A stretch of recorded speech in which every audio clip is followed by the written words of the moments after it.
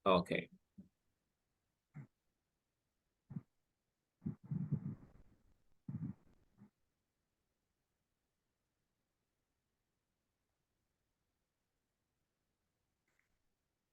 Okay, sige. Let's continue. So, nakikita na yung screen class. Nakikita na ba? Paki-confirm kung okay na. Yes, sir. Okay.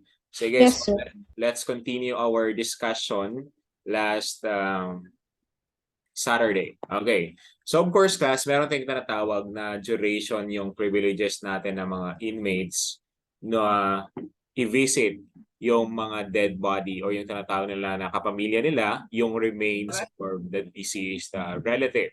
So of course, yung minimum or medium security inmates lang yung pwedeng makapag-visit class ng kanilang relatives na namatay. So of course, yung maximum and super maximum na inmates natin, of course, they are not allowed kasi nga kapag pinayagan natin na lumabas sa bilangguan or sa selda na nila, so of course, it will be dangerous not just sa society natin. Of course, kapag halimbawa baka magkaroon pa ng gulo doon sa relatives or sa kung saan sila naka-reside. Of course, yung mga applicable or yung mga inmates with their minimum or medium security inmates may upon written application may be allowed yung mga ano natin to view the remains of the following relatives, of course yung asawa niya or husband, yung child, brothers and sister, father and mother, and of course yung grandchildren. Of course, yan yung isang privileges na pwedeng makuha ng mga inmates. Then of course, ano pa naman, may awa pa naman ang batas natin. Of course, yung duration ng pwede nilang ano doon, imamalagi so, or pag-visit ng deceased person or deceased relatives nila. So inmates may be allowed or more or less 3 hours to view the deceased of the relative or the dead body. So tandaan nyo to class ha.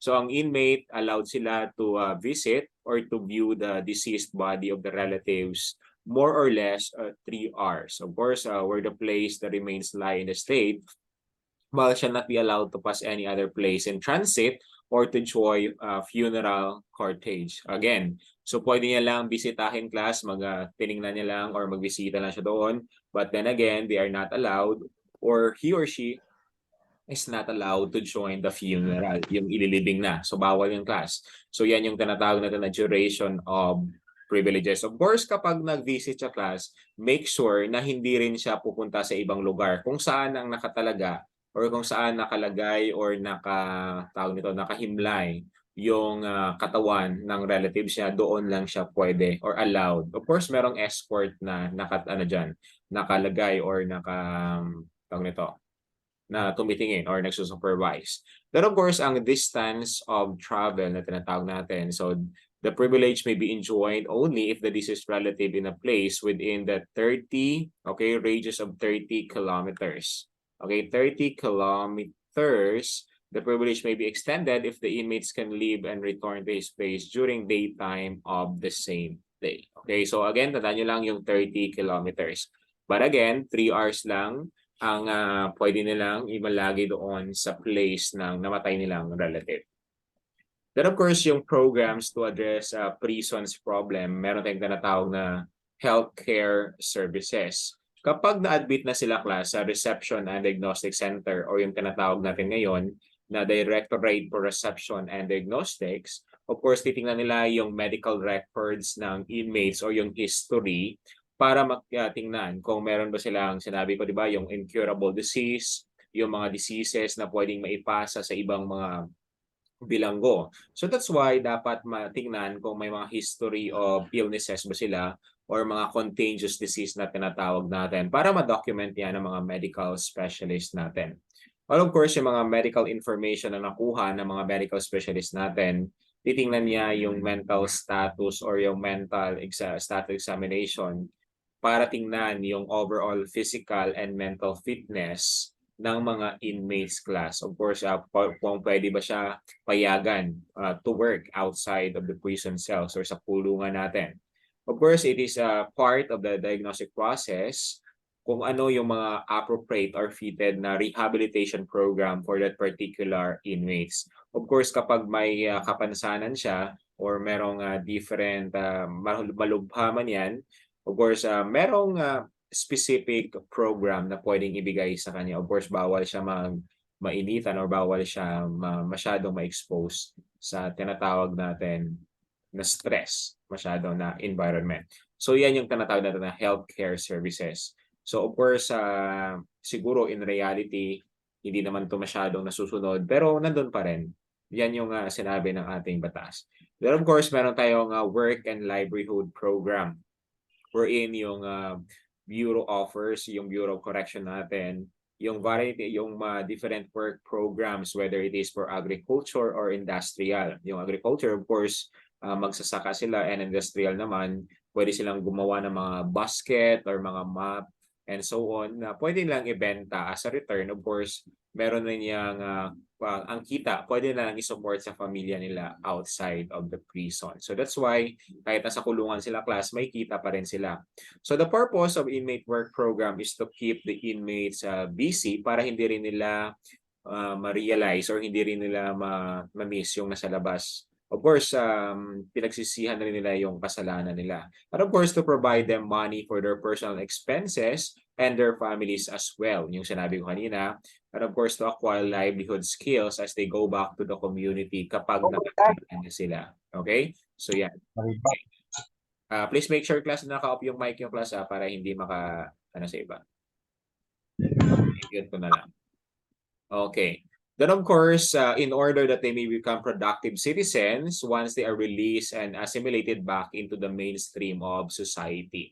So yan yung purpose ng Bureau of Corrections or yung mga jail facilities natin or yung mga prison natin, to make sure that after they go back to the community or the mainstream of society, they are ready. So alam na nila yung different skills, whether it is agricultural, industrial, and of course yung mga practical skills na natutunan nila sa loob. So yan yung kailangan nila. Of course, to make them become productive kapag babalik sila sa community or sa society kung saan sila nanggaling. Kasi di ba, nagkasala lang sila or nalihis lang yung landas nila.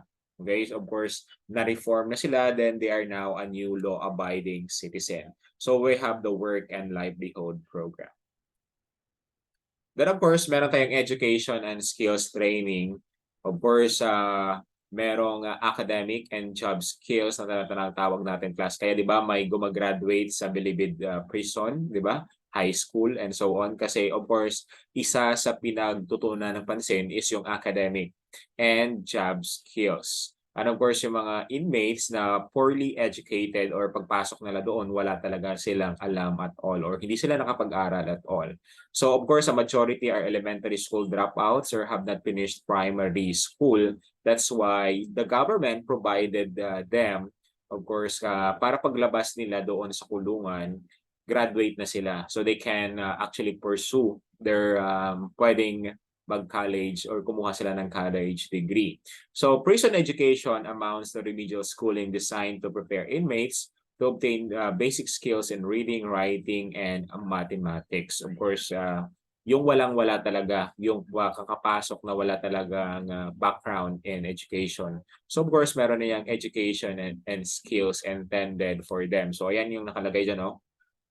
So nag-aaral talaga yan sila. So merong yung mga basic skills lang. Of course, marunong sila magbasa, mag-compute and mathematics, writing, and reading. Yung mga basic na dapat natutunan ng isang individual. And of course, hindi na naman sila yan, sa ilan napuntahan ko na mga class, na mga prison cells. Of course, yan sila, hindi lang yan sila nakakulong. Meron din mga sports and recreation. Of course, mga calisthenics na tinatawag natin. Mga sports activities, mga basketball, volleyball, badminton, okay? So billiards.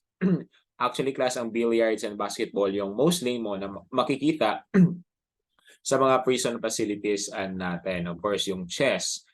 This sports competition promote camaraderie among inmates para ma-establish na nila yung relationship nila sa isa't isa. Then of course, yung good sportsmanship and team building. So it's very important na merong ganon. So through sports, yan yung ma-build nila yung relationship nila with each other. Kasi nga, ilang years naman sila magsasama on the whole duration of their prison sentence or prison life. So yan yung sports and recreation program. Then aside from that, meron tayong tinatawag na moral and spiritual program. So of course, yung inmates natin may enjoy freedom of religion.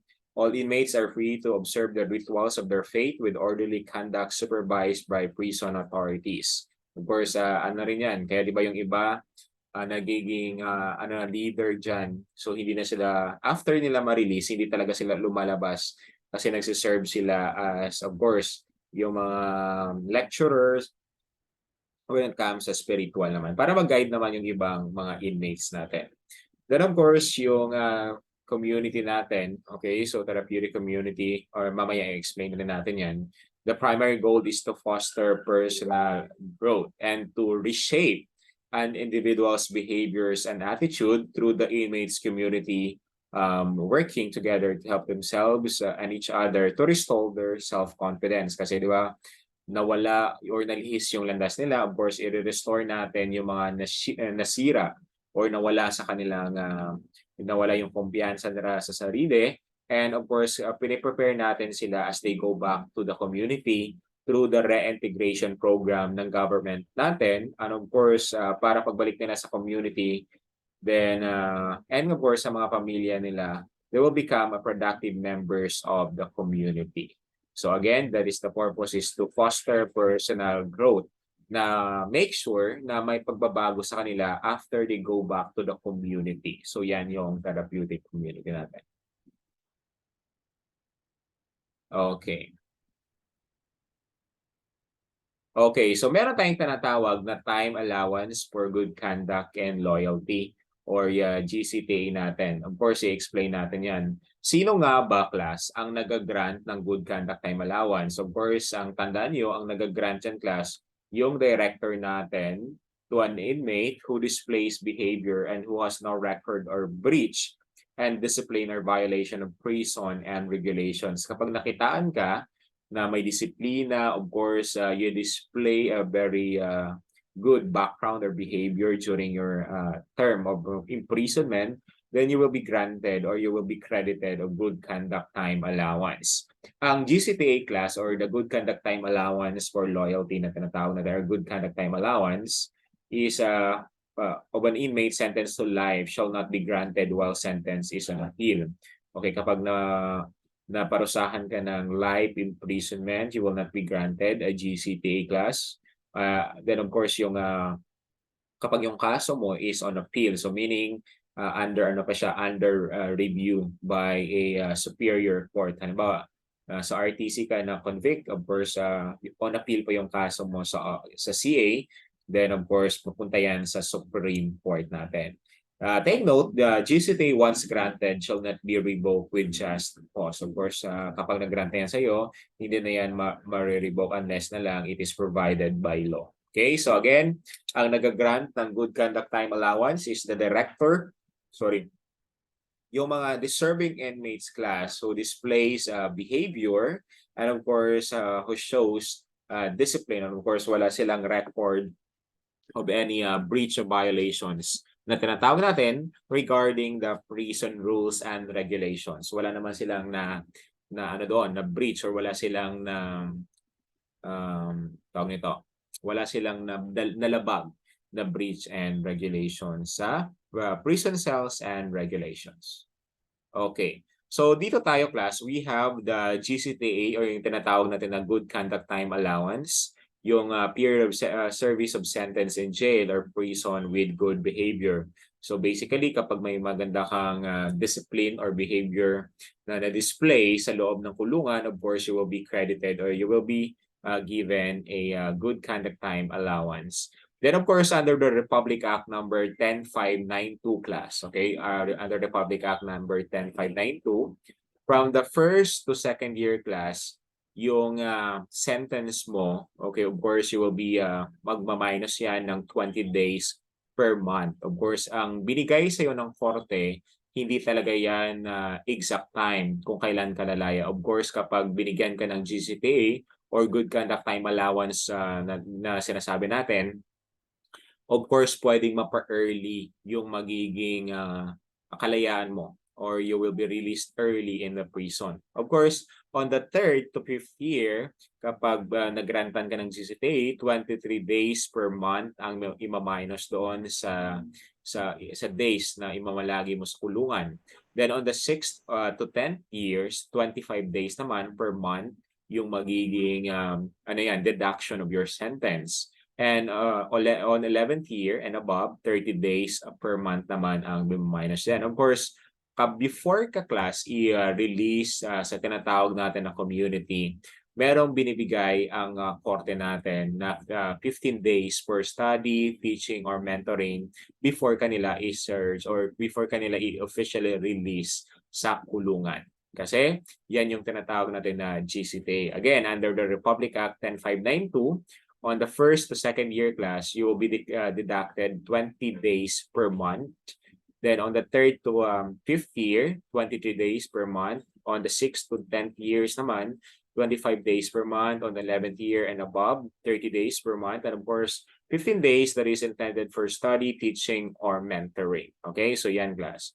So, tandaan nyo lang kapag sa board exam, 20, 23, 25, 30, and of course yung 15 days. Again, 20, 23, 25, 30, and of course yung 15 days under the good conduct time allowance relative to Republic Act 10592. Okay, so yan class.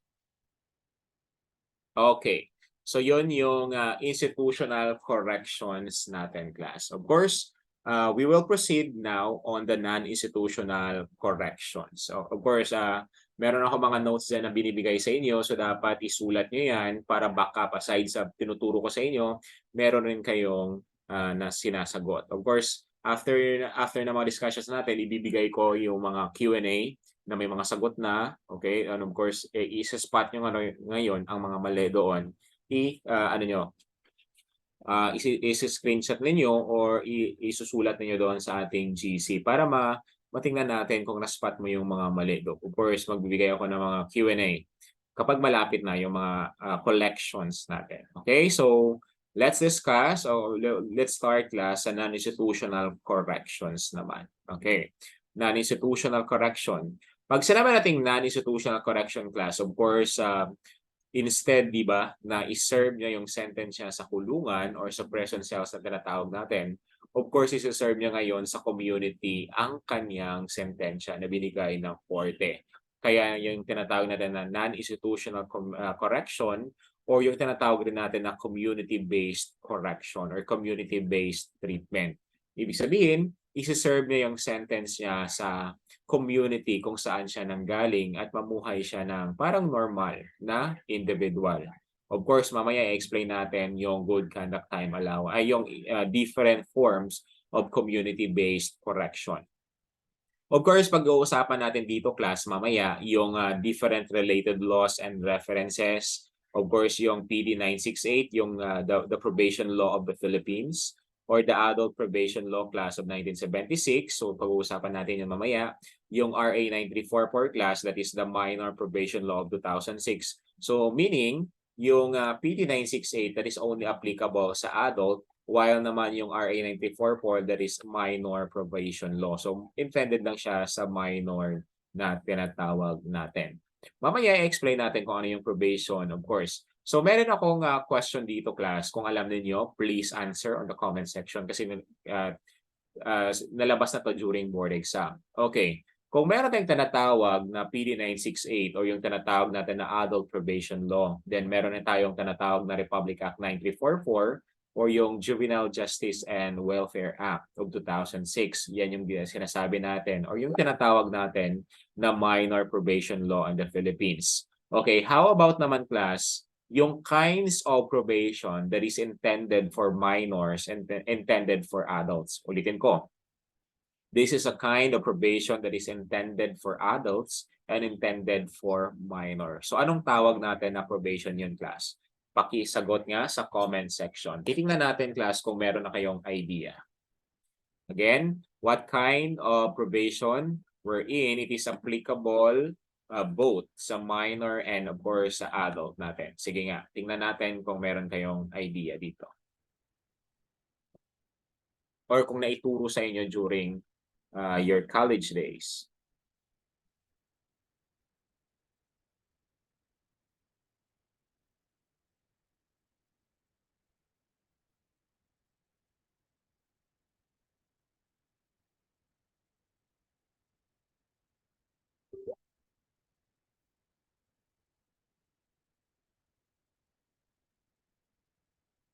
Okay. RA 10707. Wait lang tas i-ano ko muna. Wait lang. I-off ko muna yung messenger pala kasi maingay. Okay, sige.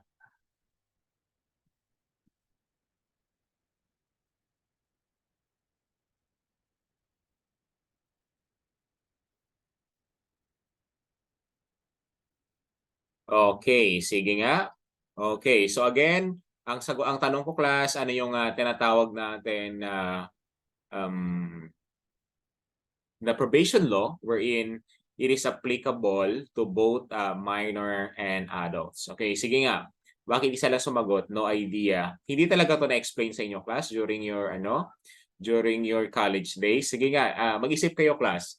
Ano kaya yung probation law na applicable siya both sa minor and of course yung tinatawag natin na adults?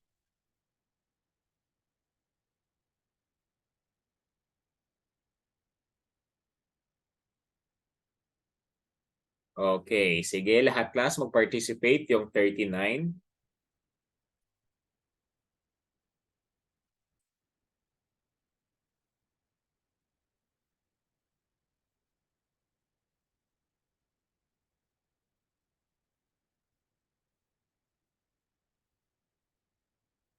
Wala ako matandaan, sir. No idea, sir. Patay talaga.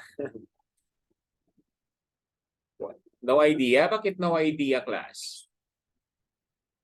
Hindi talaga na, no?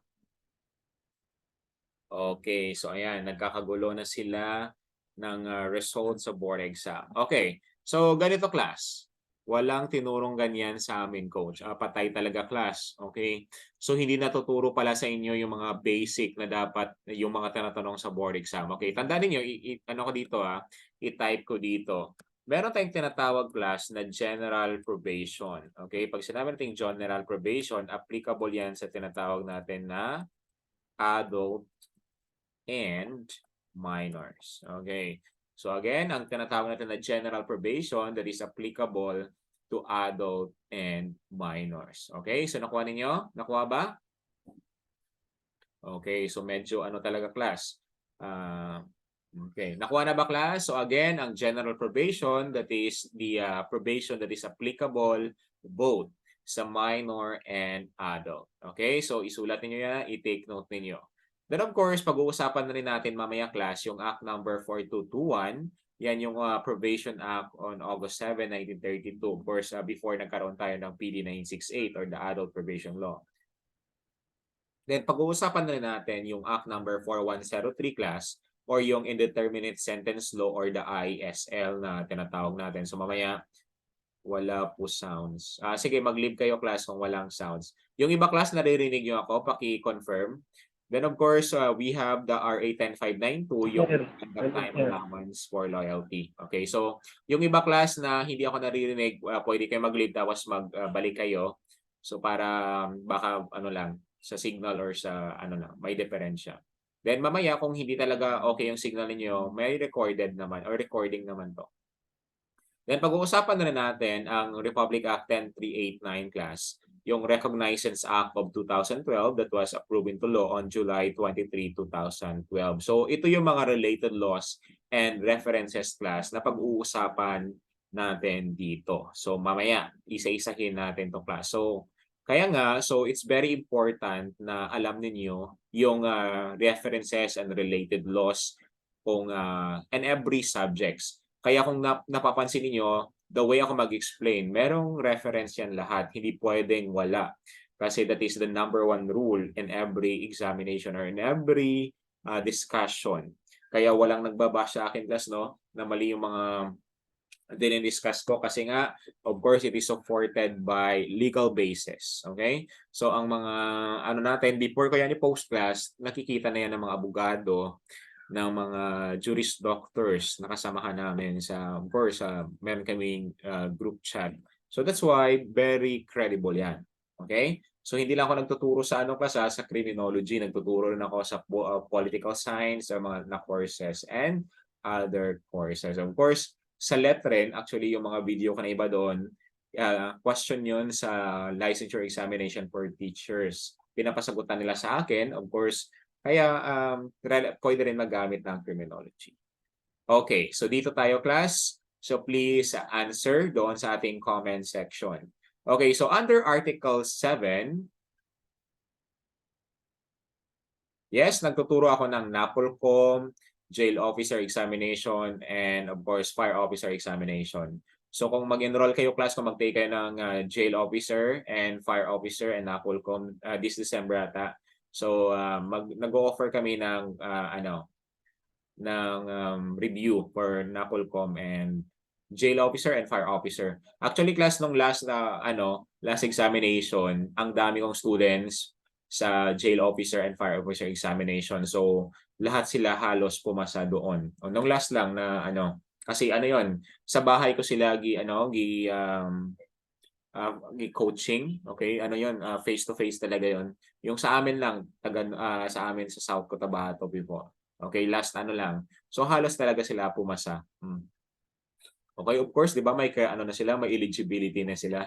Okay, so dito tayo class. So under Article 7, Section 10, Paragraph B of the Philippine Constitution, the pardoning power is vested with the blank or with the blank. A, Department of Justice, letter B, Chief Executive, letter C, Judiciary, and letter D, Legislative. Ulitin ko. Under Article 7, Section 10, Paragraph B of the Philippine Constitution, the pardoning power is vested with a blank. A, Department of Justice, B, Chief Executive, C, Judiciary, and letter D, we have the Legislative. Okay, so you can start answering now. Okay, ang isagot nyo class hindi letter, so ang isagot niyo yung yung words or word mismo. Okay, so lahat sumagot yung 38 at na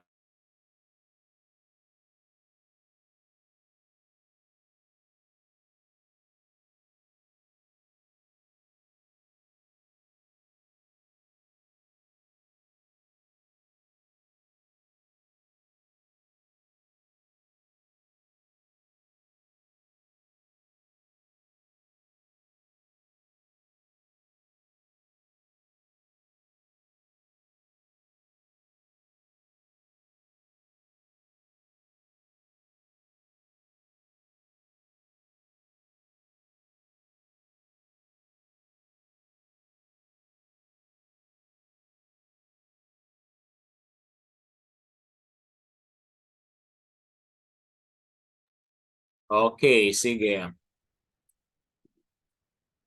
Okay, so very good everyone. Okay, so ang sagot natin dyan, of course, yung pardoning power that is vested with the chief executive. Of course, maraming pangalan class. Ang tawag natin kay president. Of course, ang pardoning power, it is vested with the president or yung tinatawag natin na chief executive. Pwede rin natin siyang tawagin as chief architect and so on. Okay, so chief executive, yung sagot natin dyan. So mamaya i-explain natin one by one. Okay, so dito naman tayo. So the Bureau of Corrections is under the blank. Again, the Bureau of Corrections is under the blank. Letter A, Department of Social Welfare and Development. Letter B, Department of Justice. Letter C, Department of Interior and Local Government. Letter D, Department of Health. Again, kapag hindi ko pa hindi ko pa tapos basahin yung question, wag mo nang sumagot para tayo. Avoid rushing. Ulitin natin. So the Bureau of Corrections is under the blank. A, Department of Social Welfare and Development. Letter B, Department of Justice. Letter C, Department of the Interior and Local Government. And letter D, Department of Health. Okay, so lahat sumagot.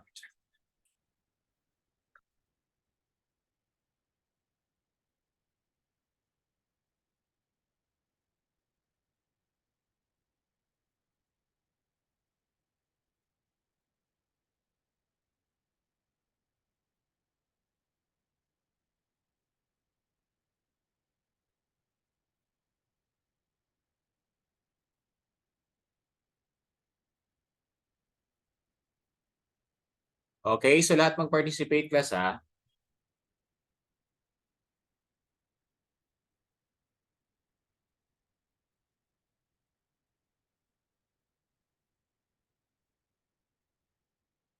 Okay, of course, ang sagot natin diyan, of course, 'di ba na-apply niyo na class kasi nga nakikinig kayo during of course sa discussion natin kanina or last day. Of course, ang sagot natin diyan, that is the Bureau or the Department of Justice. Again, ang Bureau of Correction, that is the under the Office of the Department of Justice. Kasi nga, of course, ang under sa DILG, nandyan yung BJMP natin. Of course, ang DSWD, yan yung sa bahay pag-asa natin. So, yan. Ang sagot natin, that is letter B. Okay, so dito tayo class, of course, na-discuss ko na to kahapon. So, ulitin natin. So, the Philippine prison system natin, yun yung tinatawag natin na Tri-Bureau. So, we have the DOJ, DILG, and DSWD. Of course, under sa DOJ class, nandyan si Bucor, si PPA, or the Parole Probation Administration, and of course, yung BPP or the Boards of Pardon and Parole.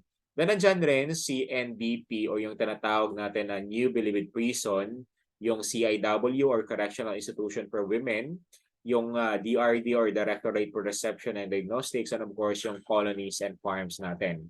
Ulitin ko, under the Philippine Prison System Tri-Bureau natin, nandyan si DOJ or Department of Justice. Of course, under dyan, nandyan si Bureau of Correction. Of course, under the Bureau of Correction, si Parole and Probation Administration or the PPA, si Boards of Pardon and Parole, si National Bilibid Prison or New Bilibid Prison rather. Then we have Correctional Institution for Women, the DRD or the Directorate for Reception and Diagnostics, and of course, the different colonies and farms in the Philippines. Then of course, under the DILG class, we have the Bureau of Jail Management and Penology. Of course, yung sa jail natin kasi ang ginagamit na term sa Bucor is prison. So ang BJMP natin class, they are in charge with the district, city, and municipal jails. Okay, DCM, district, city, and municipal jails. Then of course, aside from that, dito or the line bureau, we have the provincial government or the local government unit. Diyan na belong si tinatawag natin na provincial jails naman. Then, of course, the DSWD natin or the Department of Social Welfare and Development, nandyan or they're in charge with the supervision and control of the child in conflict with the law or the CICL. Then, of course, ang dyan na belong or yung pinapangalagaan nila or sinusupervise nila yung bahay pag-asa. Okay, so yan yung Philippine Prison System Tri-Bureau natin. Nakuha ba, class? Nakuha? Paki-screenshot nito, class, para mabalikan nyo mamaya. Okay, so very good. So, ayan. Next tayo. Okay, so dito naman tayo. Parole is granted by the blank. Parole is granted by A, the President. Letter B, Director of Prison. Letter C, Boards of Pardons and Parole. And letter D, Court.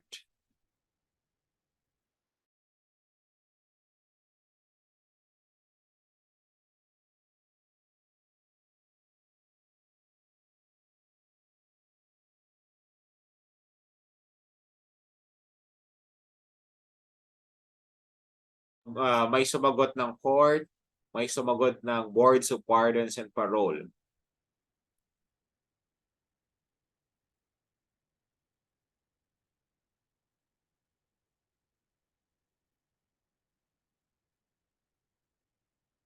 Okay, so ang sagot natin dyan, okay, meron pa sumasagot. Okay, keep on answering.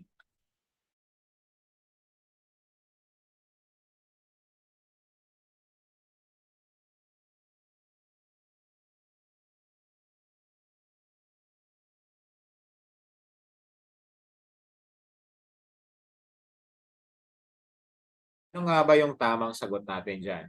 Of course, ang sagot natin dyan, class, that is what we call the Boards of Pardon and Parole. From the word itself, the Boards of Pardon and Parole is the one granted by, of course, yung tinatawag natin na parole.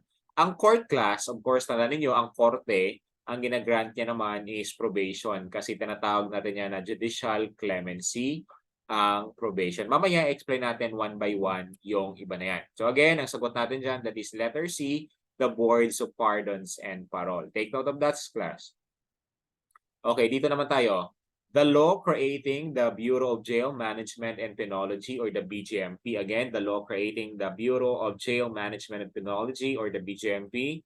Letter A, RA 8551. Letter B, RA 6975. Letter C, RA 9165. And letter D, the BP 22.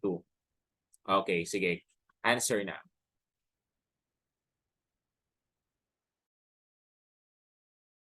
Lahat sumagot class kahit basic or kahit you are familiar with the question. Again, wag mo sabihin na madali yung question okay? So kasi the moment na sinabi mo na nadalian ka sa tanong, that is the start of failure.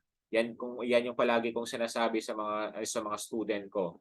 Dapat wag mong sabihin na alam mo na yan kasi the moment na sinabi mo na alam mo na yan, yan yung ikakabagsak mo. Okay? Kasi masyado kang confident. Okay? So yan.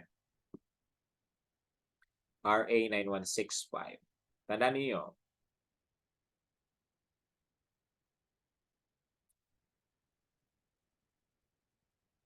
Okay, so lahat sumagot class, yung 35 participants natin.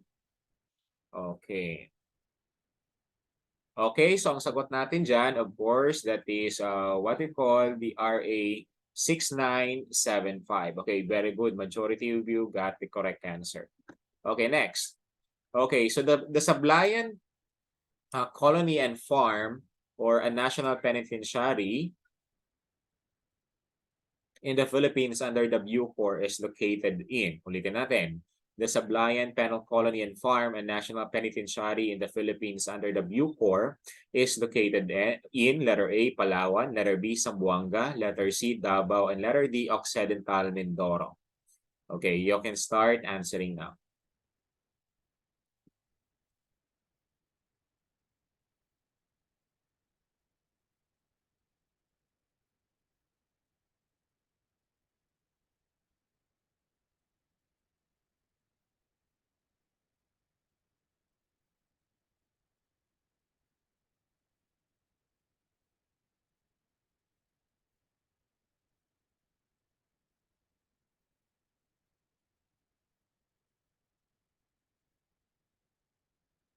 Okay, so lahat sumagot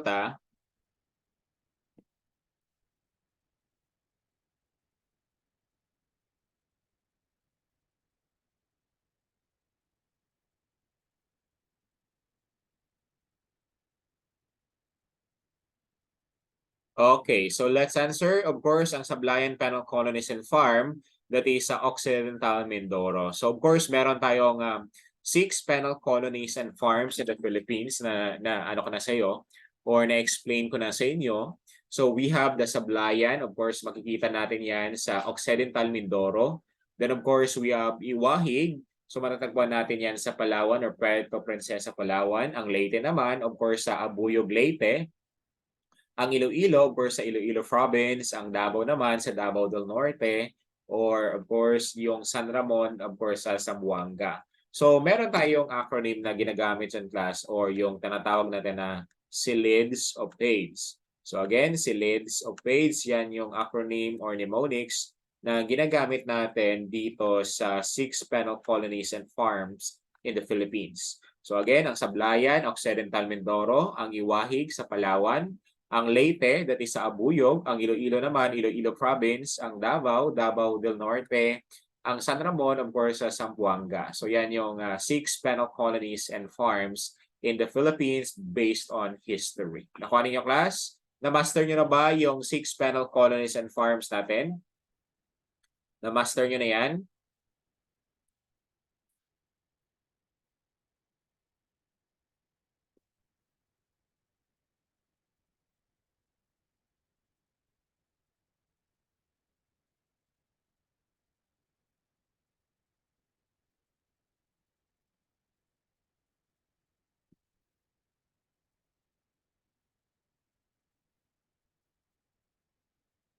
Okay, so okay na ba? So ayan, very good. So retain, okay? Very good, ganun ka sa. So mastery or technique is very important.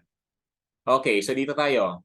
So a justification of penalty which states that nobody can assume the suffering for a crime committed by others. Again, a justification of penalty which states that nobody can assume the suffering for a crime committed by others. Letter A, justice. Letter B, personal. Letter C, legal. And letter D, certain. Again, a justification of penalty which states that nobody can assume the suffering for a crime committed by others. Again, please answer on the comment section.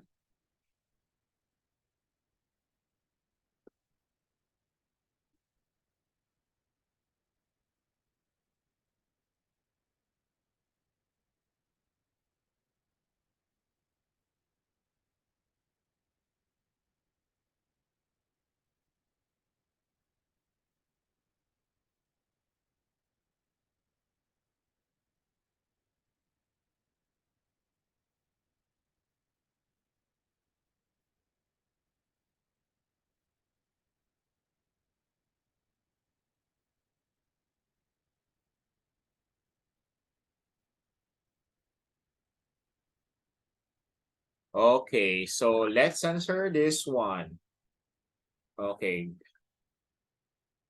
Okay, so again, a justification of penalty which states that nobody can assume the suffering for a crime committed by others. Of course, that is personal. Okay, hindi pwedeng ikaw yung gumawa ng krimen, yung parents mo o yung ibang tao yung magsasuffer niyan sa kulungan. So yan yung tinatawag natin na personal. So, ayan. Okay. Of course, explain natin yung iba class. Pag sinabi natin justice, ibig sabihin, yan yung tinatawag natin kung what is due. Okay? So, kung ginawa mo yung krimen, of course, pagbabayaran mo. Kailangan may consequence yung krimen na ginawa mo. Then, of course, pag sinabi natin legal, that is in accordance with law. Whatever crime na nakomit mo, halimbawa, ang whatever violations na nakomit mo, halimbawa sa revised penal code, pagbabayaran mo yan class kasi nga may kaakibat na penalty. Halimbawa, ang nagawa mong krimen is murder. Of course, ang murder is punishable by reclusion perpetua to death. So that is legal. Kasi nga, di-provide yan ng ating batas. So that is justification of penalty based on legality.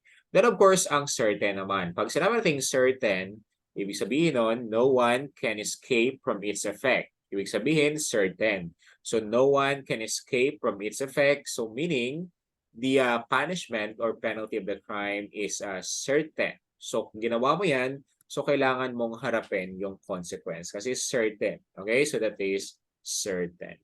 Then of course, let's proceed now sa discussion natin.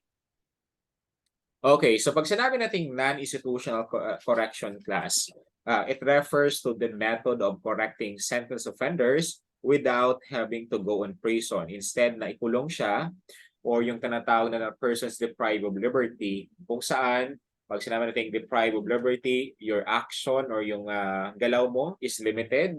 Of course, nasa loob ka ng selda. So yan yung tinatawag na rin na non-institutional corrections. Yung convicted offender or yung sentence offender class, hindi kailangan ikulong sa kulungan or yung normal na kulungan. Of course, he will go back or babalik siya sa community kung saan siya nanggaling. Then doon niya isa-serve yung penalty niya. So yan yung tinatawag na non-institutional correction. Ang purpose class ng non-institutional correction is maiwasan yung overcrowding. Kasi di ba, wala ng space sa tinatawag natin na kulungan or mga selda natin. Then of course, what are the advantages of the community-based correction? Of course, yung family members need not be victims also for the imprisonment of member because the convict can still continue to support his family, not to be far away from his children. Of course, kasi di ba parang mamumuhay kayo ng normal kasi nga hindi ka naman nakatira or hindi ka naman doon nakakulong sa selda. So yan yung one of the advantage ng community-based correction class. So of course, rehabilitation will be more effective as the convict will not be exposed to hardened criminals in prisons who will only influence him to a life of crime. So kahit di ba kahit gusto man natin or kahit hindi man natin gusto makakomit ng crime doon sa loob pa rin or another felony or crime, of course, kapag nahalo tayo or we are exposed to a hardened criminals in prisons, maapektuhan talaga yung behavior natin in the long run. So that's why advantage rin yung or community-based correction. So rehabilitation can be monitored by community, thus correction can be made and more effective. Ibig sabihin, meron ring significant contribution ang community sa success ng rehabilitation ng mga community-based correction or offenders natin. Then of course, ang iniiwasan din dito, yung cost of incarceration will be eliminated, which is extremely beneficial especially to the cash-strapped government. Kasi nga, kailangan mo silang pakainin mo pa sila, magpo-provide ka pa ng clothing, mga susuotin nila. So of course, kapag marami tayong inilagay sa community, doon nila isi-serve yung sentence nila, of course, medyo malesen or mabawasan yung dagok or yung pasanin ng government natin. Okay, di ba? Kinulong na nga sila, papakainin pa sila. So, mas medyo lugi yung government natin. Then, let's trace back yung history of probation. So, of course, ang historical background of probation class in the United States, of course, nangyari yan or during Anglo-American courts to suspend judgment in certain cases. Sinususpend nila yung yung final verdict or yung sentensya sa certain cases, of course, way back sa Anglo-American courts in 1841. And of course, when John Augustus, a Boston shoemaker class, was yung tinatawag na court to suspend the sentenced youth offenders and alcoholics. So that's the time na pumasok yung tinatawag natin na probation. So sino nga ba class? Si John Augustus. Okay, pakilagay nga sa comment section sino si John Augustus. Kasi nga sinabi dyan sa history, yung mga first offenders natin class na na-sentence for or na beneficial sa tinatawag natin na probation is yung mga youth offenders and alcoholics. Okay, very good. So si John Augustus, of course, basically, he is the father of probation. Okay, so the father of probation. Then, of course, it agreed to supervise the behavior of those offenders in lieu of prison term. So kay John Augustus class, nagsimula yung tinatawag natin na probation kasi nga yung mga youthful offenders natin and mga alcoholics, kinuha niya ngayon yung custody in terms or instead na isa-serve nila yung sentensya sa kulungan, girelease sila kay John Augustus. So si John Augustus yung mag-supervise sa behavior kung may changes ba yung behavior ng mga offenders in lieu or in exchange of prison term. Okay? So yan yung tinatawag natin na John Augustus. So tandaan niyo, by the time he died in 1859, he had made himself responsible for nearly 200 persons. So magpasalamat tayo kay John Augustus class kaya nagkaroon tayo ngayon ng probation law or probation in the Philippines. Then of course on about 1870 si Father Cook, okay? So also in Boston, yan yung tinatawag natin na tried before in courts and those cases were due circumstance rather than character. Okay, so hindi tinatingnan dito yung to reform yung criminals class under the charge in 1878. So hindi na natin to patagalin dito kasi hindi naman masyadong tinatanong sa board exam. So tandaan lang niyo si John Augustus. And of course, yung first probation law class natin na meron tayo, the first probation law was passed by the legislature of Massachusetts and signed into law by Governor Alexander H. Rice. Tandaan niyo ang first probation law natin that was passed into law by, of course, si Governor Alexander H. Rice on April 26, 1878. And of course naman, the first statute provided for a paid probation officer, kaya si Edward H. Savage class, siya yung tinatawag natin na the first person or the first paid probation officer. Okay? The first paid probation officer. Si John Augustus, the father of probation, si Governor Alexander H. Rice, siya yung nag-sign ng first probation law that was passed in the Court of Massachusetts. Then of course, through that, nagkaroon tayo ng first paid probation officer sa katauhan ni Edward H. Savage naman. Okay. Then of course, in the states, in the United States, of course, yung mga District of Columbia, federal government had probation and sumunod yun sila. yung ito signed into law by President Calvin Coolidge. Tandaan nyo lang dito klase, Governor Alexander H. Rice and si Edward Savage. But of course, hindi naman sila mostly nagtatanong sa pangalan. But still, of course, kailangan nyo lang malaman case to case or worst come to worst, malalaman or may isasagot kayo instead or in case na isasagot or itatanong nila yung ganyang mga tanungan. Then, of course, we have the Huber Law. Of course, that is a United States law in Wisconsin permitting a prisoners not so dangerous to society to be gainfully employed during the day while in jail. Yun yung Huber Law. So kung tandaan niyo, naka-ano sila, naka-polo, naka-suitcase, or naka-ano, akala mo hindi yan sila mga preso, nagtatrabaho sila during day. Of course, while in prison, babalik sila kapag gabi. So kasi nga wala namang discrimination sa kanila. So that is the Huber Law. Ang flash sheet naman, the probation officer shall notify all police agency by sending a note that the probationer is under his supervision. Yan yung flash sheet na tinatawag natin. So tandaan niyo class, okay, dito. So another question, okay, what probation or what kind of probation wherein there is no supervision? Hindi kailangan ng supervision class. Anong klase ng supervision or anong klase ng probation ang tinatawag natin na hindi kinakailangan ng supervision? Okay, anong tawag natin doon na probation class? Sige nga, on the comment section.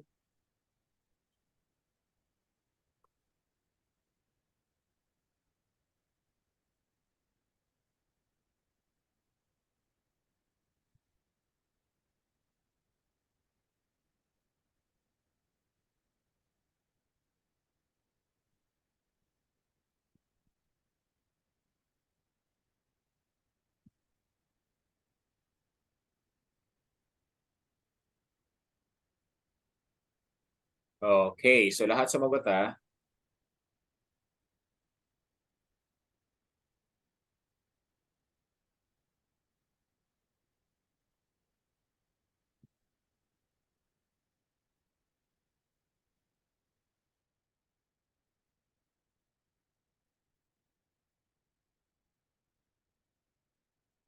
Okay, sige. Let's continue or let's answer.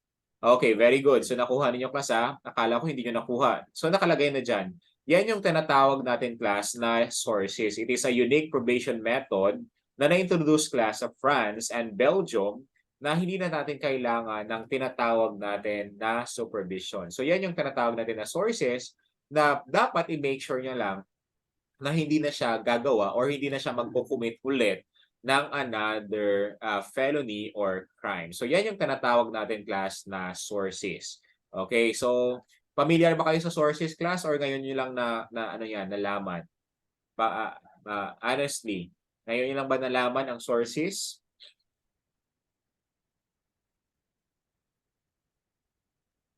Ngayon lang, sir, patay. Okay. Mga first time, mga virgin pala yung utak ninyo ngayon sa ano.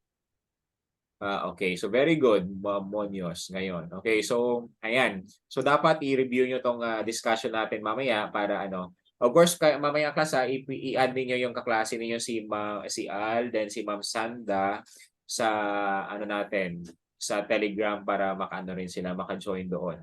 So kasi yung ating okay, very good sa pre-board niyo. Maganda. Kasi kung hindi niyo ma-tackle class sa during your college days, ano lang yun, okay lang. Pero kapag hindi nyo matackle sa board, sa review, mas worse yun. Kasi kailangan talaga matackle yan. Okay? So, yan. Next tayo. So again, pag sinabi natin sources, that is the kind of probation without supervision. Okay, then of course, let's go back or let's proceed sa background of probation in the Philippines. Then we have the Presidential Decree Class 968, or that was the probation system in the Philippines, wherein it is less costly alternative to imprisonment. So yan yung Presidential Decree 968. Of course, class, yung hindi pa siya naging batas, yan yung tinatawag natin na Act number 4221 or naging bill pa lang siya. So it was enacted by the probation officer under the Department of Justice. But again, it was considered class as unconstitutional. Okay? Yung Act number 4221 class, it was later declared unconstitutional. Ibig sabihin, it is yung provisions ng batas na yan, it is against the Constitution. So it is considered as constitutional in the case of People versus Vera. Tandaan nyo?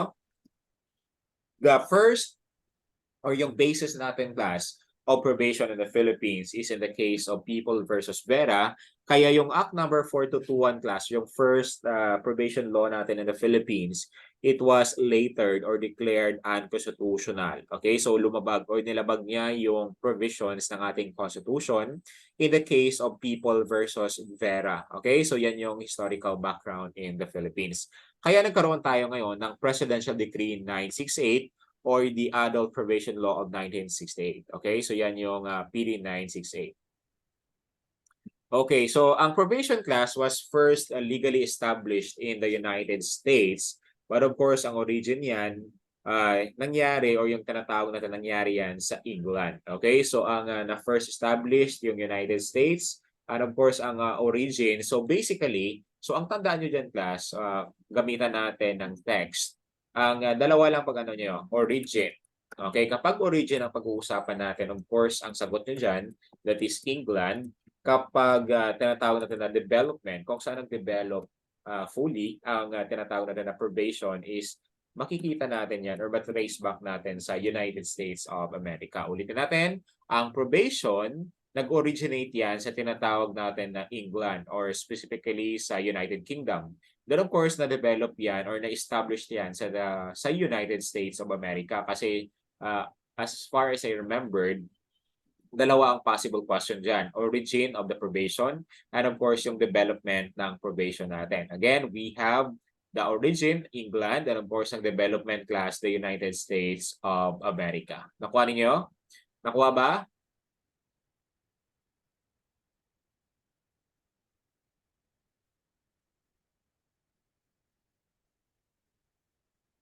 Okay, sige. Okay. So dito tayo sa forerunners or forerunners of probation or kung saan nagsimula yung probation natin. Meron tayong tinatawag class na benefits of the clergy.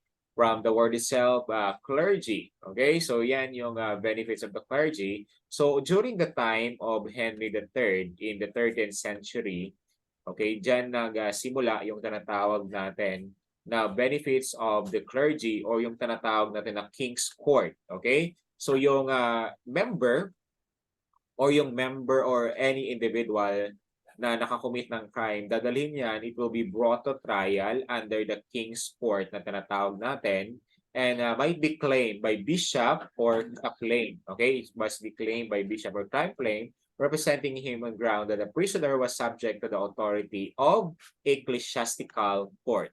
So tandaan nyo lang class, pag benefits of the clergy, it talks about or it is connected with the ecclesiastical court. Ibig sabihin, kapag nagkasala ka back then, kapag itatryan and hearing ka on the King's Court, of course, yung ecclesiastical court, pwede kang kunin ng mga bishop or chaplain. Sasabihin nila na it is my authority or yung tao na yan is under my authority. So sa akin na siya, so wag nyo na silang parusahan.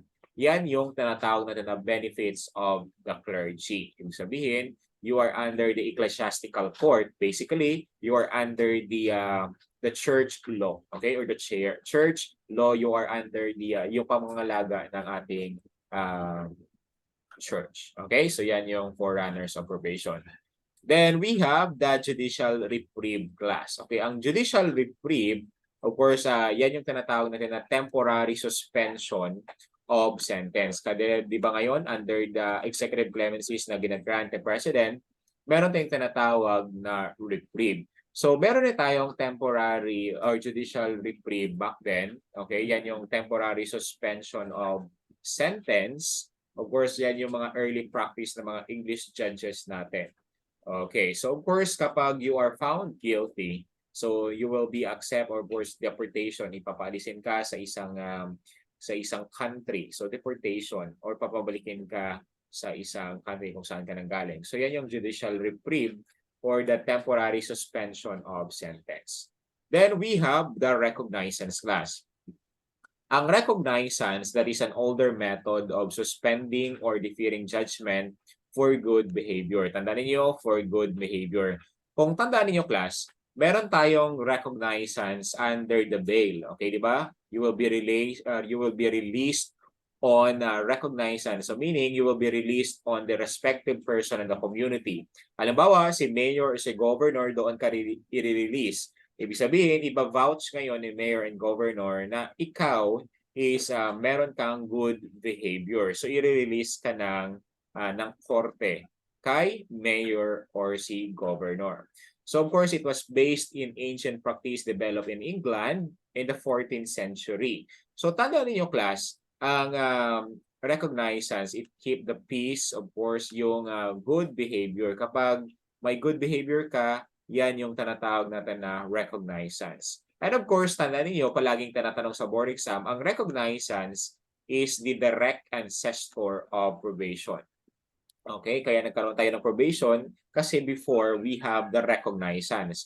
So again, ang recognizance, it is the method of suspending or deferring the judgment for good behavior. You will be released on the respective person in the community because of your good behavior. So kayo, di ba, in the present times, kapag i-release ka or bail on recognizance, meaning it is applicable class to those person na hindi kaya makapagbigay or makapag-post ng bail nila. So of course, yung mga nasa laylayan talaga or walang-wala talagang kapera-pera or wala talagang kapangyarihan to post bail, so pwede niyang gamitin yung tinatawag natin na recognizance, okay, to keep the peace of good behavior. Okay, so ready 6:28. Mamaya mag-dinner tayo class, mag-break lang tayo ng 30 minutes. Okay, so 30 minutes. Okay, next tayo. Then we have the earliest recorded recognizance. So hindi na natin yan pa class kasi lang yan historical. So dito tayo ngayon sa banishment or transportation. So ang banishment or transportation, so of course it is a form of punishment which is done by indenturing the convicts to penal colonies where they serve as a slave until they completed the service of sentence. Yan yung tinatawag natin na banishment class. Of course, you will become a slave. Okay, so tandaan nyo lang, you will serve as a slave. Okay, so yan yung banishment. Wherein, ang transportation naman class, yung offender will be transported. Ibig sabihin, ililipat siya ngayon sa ibang colonies. Yan yung tinatawag natin na transportation. As part of their punishment, ipapatapon siya sa ibang selda or sa ibang bansa. Yan yung banishment or reputation. Again, ang banishment, magiging, magiging slave. So, parang inhumane talaga yung trato sa iyo. Utusan or yung slave. Worse that. Okay, mas worse pa dyan. Then, of course, ang transportation, yung offender, will be transported. Ililipat siya ngayon sa tinatawag na another colonies or malayong colonies. Before kasi, nililipat siya sa Australia. Kasi ang Australia before class, hindi pa yan country. Ano pa yan? Parang tapunan or dyan nakakulong lahat kapag ang kaso mo or kapag yung penalty mo is what we call the transportation. So yan yung banishment or transportation na tinatawag natin. Then of course, meron tayong basic concept, principles, and philosophy of probation system. We have the three concept class, tandaan nyo lang. We have investigation, intake, interview, and supervision. So sa investigation class, yan yung diagnostic process. Of course, titingnan, susuriin. Diyan yung kakandak ng tinatawag natin na PSIR. Okay, we have the post-sentence investigation report. Again, ang PSIR, that is the post-sentence investigation reports, so magkakaroon, that is in 60 days, wherein the court will resolve yung tinatawag natin na probation. Of course, yung 15 days period natin. Then of course, sa intake and review, yan yung tinatawag natin na input process kung saan makikita na natin ang result ng tinatawag natin na probation.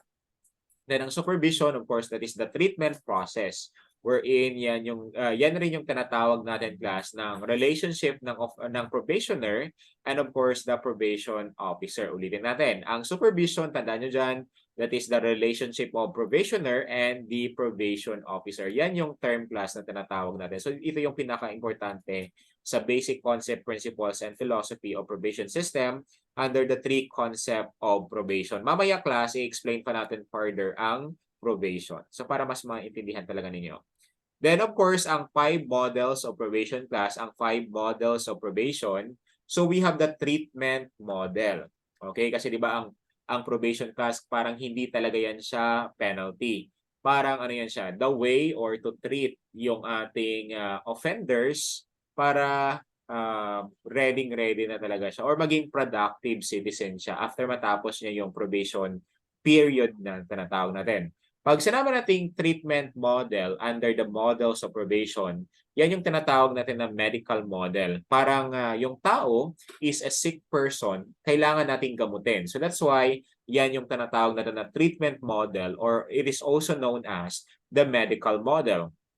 Then meron tayong tinatawag na rehabilitation model wherein in course rehabilitation, ang purpose niya is to reform the offender. Ipi-prepare natin ang offender para maging new law-abiding citizen siya.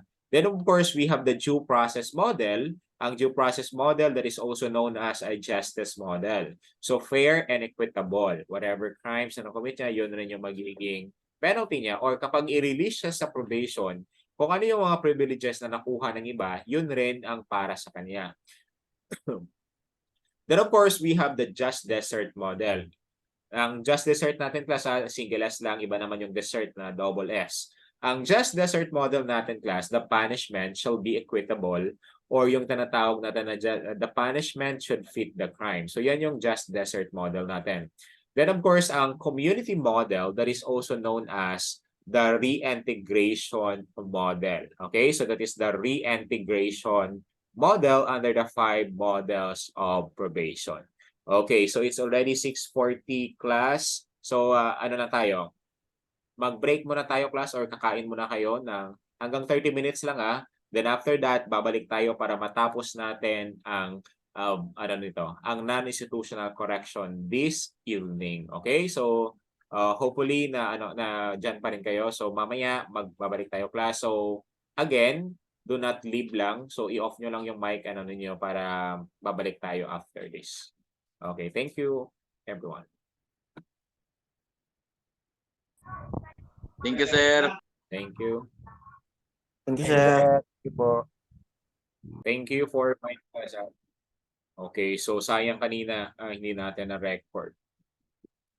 But then, thank you again So, sabihan niyo ako class kapag halimbawa hindi natin na Okay, thank you. So, nakalimutan ko yung mag-record. So, nagdiretso-diretso na ako. Okay, thank you. So, sayang yung recording natin para mabalikan ninyo mamaya. Okay, so let's continue. So, wag kayo mahiya mag-comment kasi makikita ko mag-red. So, meaning may nag-chat. So, kapag may question or na-off yung nawala ako or na hindi naka-record. So, ayan. So, sayang yung hindi naka-record para maulit-ulit ninyo class.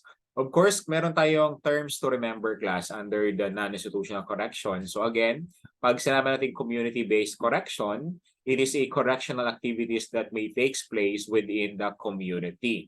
Tandaan niyo class, magkaiba yung tinatawag natin na community-based correction sa community-based approach and community-based treatment. Ang tinatawag natin dito is the isolation technique. Ang community-based correction class, it is the correctional activities that may takes place within the community kung saan siya nanggaling. Ang community-based approach naman, the convicts are either granted whether probation, whether parole, conditional pardon, or recognizance.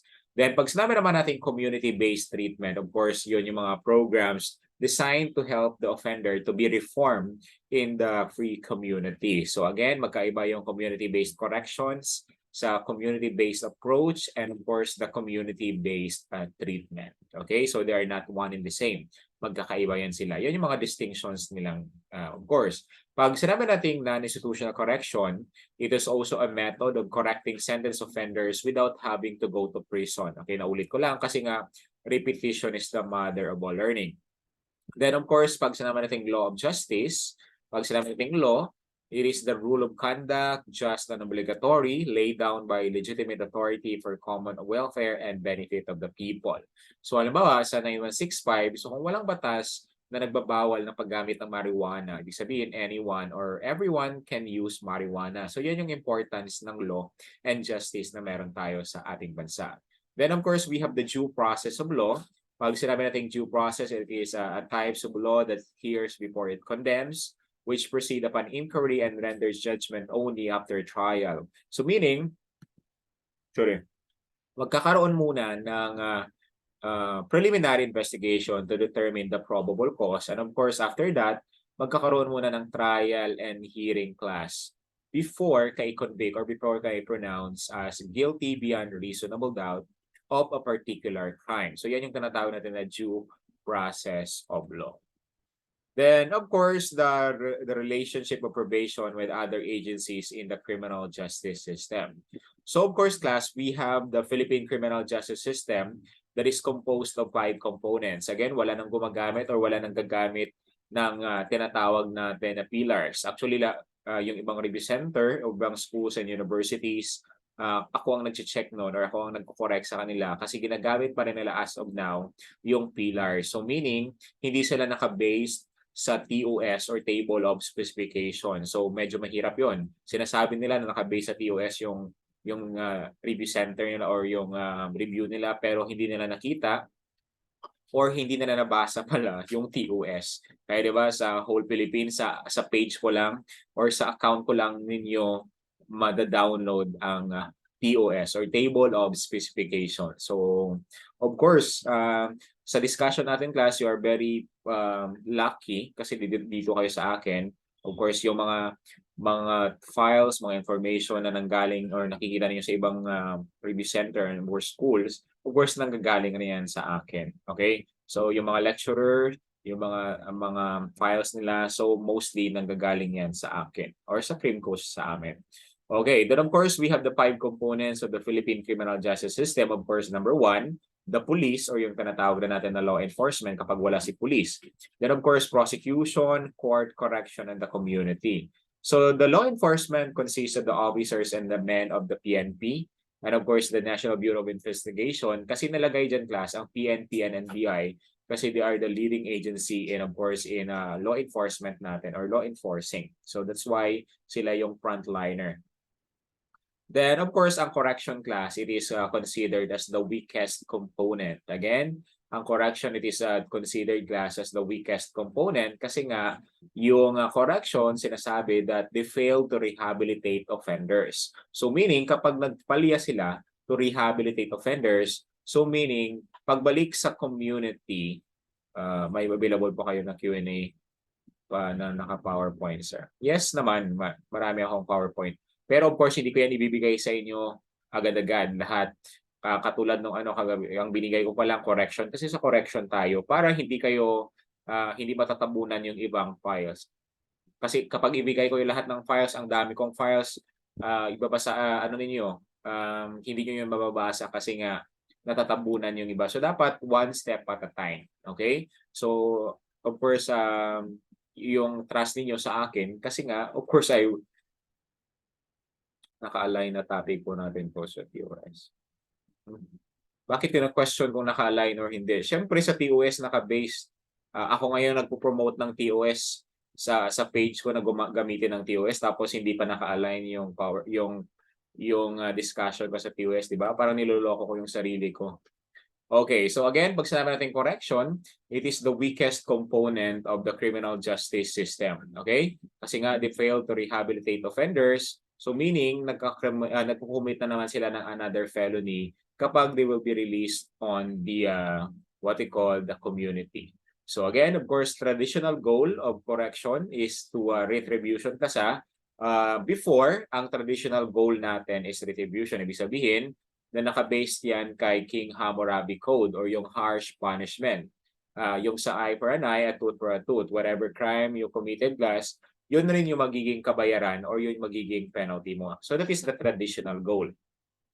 Pag sinabi naman nating modern goal class, that is reformation for the purpose of rehabilitation. So ngayon, ang sorry, ang goal ng modern goal ng correction under the Bureau of Correction, of course, is reformation for the purpose of rehabilitation. Then of course, merong tayong tinatawag na granted by the President, yun yung tinatawag natin na executive clemencies.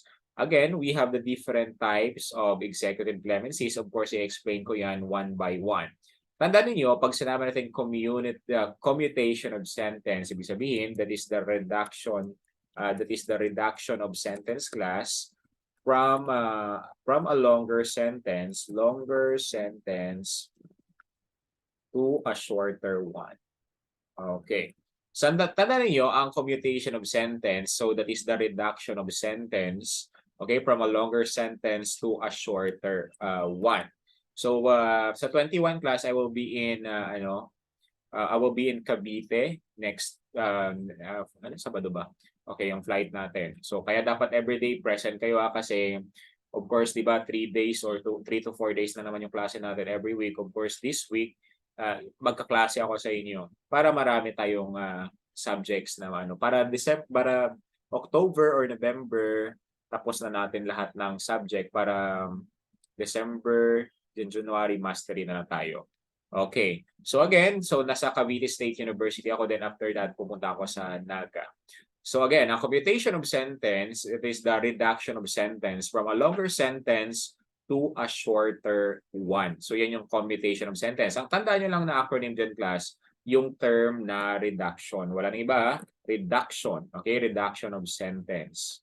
Okay, then of course, let's proceed sa tinatawag natin na reprieve. Pag sinabi natin reprieve, yan yung tinatawag natin na temporary stay. Okay, temporary stay or temporary execution of sentence. Execution. So meaning, ipagpapaliban muna, class, yung penalty na binigay. Kasi nga dito yung sa reprieve, class, that is applicable sa mga death penalty. So ipagpaliban muna. So maraming dahilan yan. Of course, i-check muna ng President kung masyado bang harsh yung punishment na binigay nila. Or halimbawa, yung dito sa reprieve, or yung bibitayin or under the death penalty is buntis. So i-temporary suspend muna or i-temporary yung stop muna, i-suspend muna yung execution ng sentence. So yan yung tinatawag natin na reprieve. Then of course, we have the pardon. Pag sinabi natin pardon, of course, we have the different types of pardon or two types of pardon. We have the absolute pardon and conditional pardon. So tandaan niyo, pag sinabi natin pardon, it is an act of grace by the President. So pag sinabi natin act of grace, meaning it is the act of forgiveness by the President. So meaning, pinapatawad ka sa pagkakasala mo. So yan yung tinatawag natin na pardon. So tandaan niyo, class, ang pardon, it is given individually. Okay? It is given individually of a regular crimes na makikita natin, of course, sa revised penal code. So yung pardon, class, okay, isa kapag na-commit mo yung or you committed another or particular crime in the revised penal code, yun yung tinatawag natin na pardon. It is an act of forgiveness by the President or it is an act of grace by the President. Of course, ang absolute pardon, kapag binigay ng President yan, wala na yung kalakip na condition attached to its granting. Wala ka nang susundin. Ibig sabihin, it is tantamount to the total distinction or yung tinatawag natin total extinction of criminal liability. So meaning, hindi ka na makukulong. While of course, ang conditional pardon, temporary lang yan. Okay? Meron kang conditions or meron kang rules and regulations na dapat sundin kasi nga that is only conditional pardon. Okay? Kapag na-violate mo yung rules and conditions on your pardon or your conditional pardon order, of course, you will be served yung unexpired portion of your sentence. While ang pardon it is an act of grace, while ang amnesty naman, class, it is an act of oblivion. Okay? So it is an act of oblivion by the President. So meaning, pag an act of oblivion, meaning it is an act of forgetfulness. Okay? Forgetfulness. So meaning parang kakalimutan na walang nangyaring krimen. Take note, ang amnesty class, tinatawag din natin yan na blanket pardon. Okay, blanket pardon kasi nga pag sinabi natin blanket pardon, it is granted by a group or group of okay, sino naman yung ano natin dito class? Group. Kapag group, of course, yung grupo na yan is a group of political offenders. Okay? Political offenders. So meaning, ang crimes na nakomit nila is political in nature. So kapag sinabi nating act of amnesty and act of oblivion, of course, parang kakalimutan na walang nangyaring krimen. So yan yung tinatawag natin na amnesty. It is an act of oblivion. Of course, mamaya i-explain pa natin class further yung mga ginagrant ni President. So may nag-comment dito. May limitation po di ba ang absolute pardon, sir? Of course, merong limitations class. Of course, maraming limitations. Hindi pwedeng makapag-grant doon sa tinatawag natin na during mga impeachment cases and so on. So mamaya i-explain natin. So but then again, hindi pwedeng kontrahin class ang tinatawag natin na executive clemency is granted by the President kasi binigay yan ng Constitution. So hindi mo pwedeng kontrahin. Kung gusto niya bigyan yung pamilya niya or gusto niya bigyan yung kakilala niya, so wala kayong magagawa kasi it is an executive clemency is granted by the President. Of course, kapag makitaan na may yung usurpation of authority, of course, i-check yan ngayon ng ibang ng legislative and of course the judicial department rin natin. Okay, next tayo, next slide. Okay, so ano ba ang kaibahan class ni life imprisonment versus reclusion perpetua? Of course, ang life imprisonment class, wala yung duration. Ibig sabihin, walang naka-fixed na penalty or na provided penalty by the law. While ang reclusion perpetua, of course, meron siyang duration or fixed punishment which is 20 years plus 1 day to 40 years. Kasi ang life imprisonment class, that is in violation of the special law. Kapag na-violate mo yung special law, halimbawa yung mga Republic Acts, Presidential Decrees, and so on, ang pinakamataas na penalty or punishment na binibigay ng korte o binibigay ng batas natin is life imprisonment. While the reclusion perpetua naman, kapag you violated any provisions of the revised penal code, so that is reclusion perpetua, ang pinakamataas na punishment or penalty na bibigay or na ibibigay ng korte. Then, ang life imprisonment, walang accessory penalty. And of course, yung reclusion perpetua has an accessory penalty. So, yun lang yung kaibahan nilang dalawa. Life imprisonment, kapag ang na-violate mo na crime or na law rather is the special law. Then, ang reclusion perpetua, kapag na-violate mo na law is what we call the revised penal code or the RPC. Okay? So, yan. Then, of course, meron tayong tinatawag class na kinds of habituality or repetition. Huwag kayong magtaka, ma-discuss natin dito at ma-discuss rin natin sa criminal law kasi interlinking nga ang criminal law at CORAD or Correctional Administration. So again, ang recidivism, when the person committed a crime for the second time around, embrace in the same title of the revised penal. Actually, na-discuss ko na ito yung last time, but still ulitin ko lang, yung summary. Of course, same title of the revised penal code ang tandaan ninyo. Then, ang sa reiteration, ibig sabihin, na-commit na naman siya ng another crime wherein the law punished for offense wherein equal or greater penalty. Pwedeng parehas yung penalty or pwedeng mas mataas yung penalty sa pangalawang krimen na nagawa niya. Then we have habitual delinquency naman. Within the 10 years from the last release, you commit any crimes yung Fretzel and of course you found guilty for the third crime.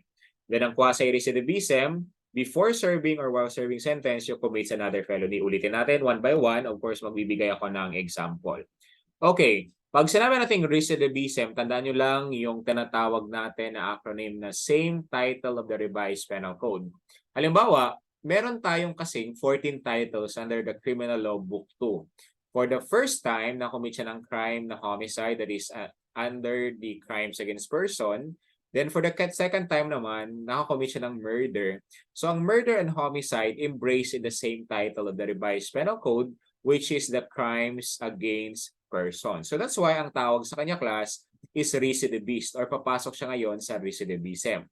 Tatawagin naman siyang reiterasyon kapag halimbawa, ang crime na na-commit niya is homicide. Okay, ang homicide, that is crimes against person. Then for the second time, he is now again convicted for the crime of robbery. So mas mataas ang penalty ng robbery sa homicide. So yan, pasok siya sa reiterasyon. Equal or greater penalty. Kaya reiterasyon ang tawag natin dito. Provided na hindi siya papasok sa same title, kasi same title, recidivism na yan. Then for the third, of course, yung habitual delinquency. Ang habitual delinquency, within the period of 10 years class from his last release, na-commit naman siya ng crimes, dito yung particular crimes. We have pretzel. Yung F, that stands for falsification of documents. Yung R, that is robbery. Yung E, that is estafa. Yung T, that is theft. Yung SE, that is serious physical injuries, and yung L, that is the less serious physical injuries. So we have the pretzel. Again, we have the falsification of documents, we have the robbery, estafa, theft, serious physical injuries, and less serious physical injuries. Again, class, dyan lang magbe-base or dyan lang enclosed. Okay? Then, of course, yung tao na yon, he is found guilty for the third time. Halimbawa, for the first year, he is convicted for the crime of falsification of documents. For the second time, he is convicted with a crime of robbery. And for the third time, he is convicted for a crime of estafa. So, tatawagin siya ngayon as habitual delinquent or papasok siya sa habitual delinquency. Of course, halimbawa, for first year, ang crime na na-commit niya is robbery, pasok. Tapos next is theft. Then kasunod is murder. So, hindi na siya tatawagin class as habitual delinquent. Kasi ang murder, hindi dyan pasok sa tinatawag natin na pretzel under the habitual delinquency. So yan, again, within the period of 10 years from the last release, he committed or is found guilty for the third time of that particular crimes na pretzel. Then of course, ang quasi-recidivism naman, tatawagin ka as quasi-recidivist. Tandaan nyo lang yung term na before serving sentence or while serving the same or while serving sentence, he commits another felony. Halimbawa, binigyan siya ng he is found guilty by the court of law ng particular crime. Tapos nakita niya yung pamilya ng kalaban ng kalaban niya sa kaso, binugbog niya or pinatay niya, of course, tawag sa kanya is quasi-recidivist. Kasi before serving, or halimbawa, sa loob na siya ng kulungan, nasa loob na siya ng kulungan, nakapatay na naman siya doon sa loob, of course, papasok yan sa while serving sentence, he commits another felony that is quasi-recidivism or quasi-recidivist. Nakuha ba? Nakuha, class? Yes, sir. Yes, sir. Okay, good. Okay, so I'm sure wag na kayong magkamali dyan kasi paulit-ulit ko yan na na-discuss. Okay, so of course the community component is the most broad-based. Kasi of course kailangan natin sa community class yung participative criminal justice system. Ibig sabihin, kailangan natin ng participation ng community tayo class doon sa pagresolba or lalo na kapag yung mga tao is nandyan sa community-based correction. So hindi dapat natin kutsain yung ating mga kapwa. Okay? So of course, kapag it is defining three distinct components to promote goodness or improve human quality of life and community well-being. Okay, so yan, ano naman yan? Self-understandable. Then of course, we have the probation law and other forms of community-based correction class in the Philippines. So explain natin one by one. Okay, so of course, the history of probation in the Philippines. We have the August 7, 1935, yan yung Act number 4221, creating a probation office under the DOJ. And later on, it was found unconstitutional, kaya napawalang visa na yan, class. Of course, ang EO or Executive Order 292 natin, class, it was renamed yung Probation Administration into Parole and Probation Administration, kaya nagkaroon tayo ngayon ng PPA. And of course, we have the landmark case or famous case based or relative to probation class, which is the people versus them. Okay? So that's the time, kumbaga, challenge yung unconstitutionality of what they call 4221 on the three grounds. Okay, bakit kaya naging it is considered unconstitutional yung Act number 4221? Kasi nga, it encroaches the pardoning power of the Chief Executive, in constitute an undue delegation of legislative power, and of course, yung pinakalas dyan na dapat ninyong malaman, it denies the equal protection of laws. Ibig sabihin, wala yung fairness na matatawag natin. Kaya that's why it is considered unconstitutional. Ibig sabihin, it is against our constitution. That's why napawalang visa yung Act number 4221 natin. Then on November 16, 1937, of course, that's the time or yan yung year na dineclare nila yung Act number 4221 as unconstitutional. Of course, the first probation law in 1937, and of course, yan yung time na yan. So, unconstitutional. Then the probation system, so we have the House Bill number 393 class na final ni Chodolo C. Natividad and Ramon Bagatsing. Kaya class, may times na wala sa choices si Chodolo C. Natividad. So kapag nandun sa choices si Ramon Bagatsing, siya yung pwede niyong isagot. Kasi nga, dalawa naman sila ang author ng tinatawag natin na House Bill number 393 na tinatawag natin ngayon na batas na PD 968 or the Presidential Decree 968 or the Adult Probation Law in the Philippines. Kaya kapag case-to-case basis, kapag wala si Chodolo Natividad, isasagot nyo si Ramon Bagatsing doon sa pagdating ng board exam. Then of course, the President or the Present Probation System, yung Presidential Decree 968 natin, that is the Probation Law of 1976. Of course, it was signed by then President Ferdinand Marcos on July 24, 1976. So imagine, mostly ng laws, okay? It was crafted during the time of Marcos. Then of course, yung January 3, 1978, that is the effectivity of the application of substantive provisions concerning the grant of probation. Then again, si Sir Chodolo C. Natividad, he is a former NAPOLCOM commissioner class and a former congressman of Bulacan, and he is now regarded as the father of probation in the Philippines. But then again, kapag wala siya sa choices, baka maisahan kayo ng PRC, so isagot niyo si Ramon Bagatsing kapag wala lang naman si Chodolo C. Natividad. Of course, kapag nandun silang dalawa, piliin nyo si Sir Chodolo C. Natividad. Okay. So in the application of probation class, it shall be filed by sentence or convicted offender. So meaning meron ka ng final judgment or final conviction ng yung kaso mo. Then of course, yung sentence mo is not more than 6 years of imprisonment. So meaning, yung 6 years up na imprisonment na binigay ng korte, you are disqualified class to apply for probation. So of course, it shall be filed with a court that tried and sentenced the offender. Okay, so pakilagay nga class sa comment section kung anong klaseng clemency ang tinatawag natin na probation. Okay, what kind of clemency is the probation class? Please comment.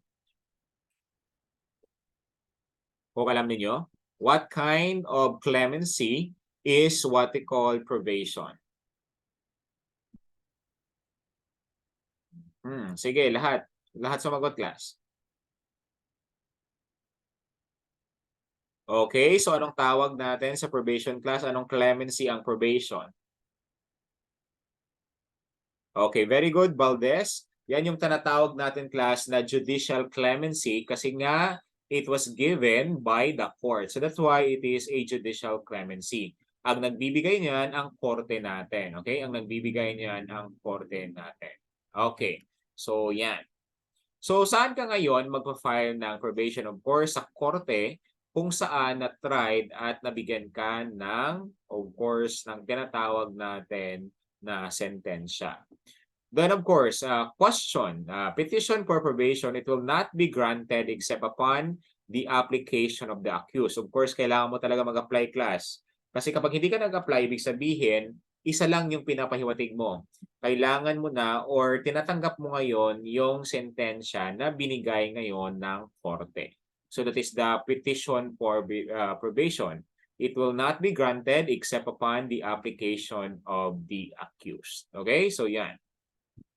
Then, sino naman or who can apply for probation? Okay, sino naman yung mag-apply or sino naman ang mag-apply for probation? So again, any sentence offender, 18 years of age and above, and can apply probation before serving this imprisonment.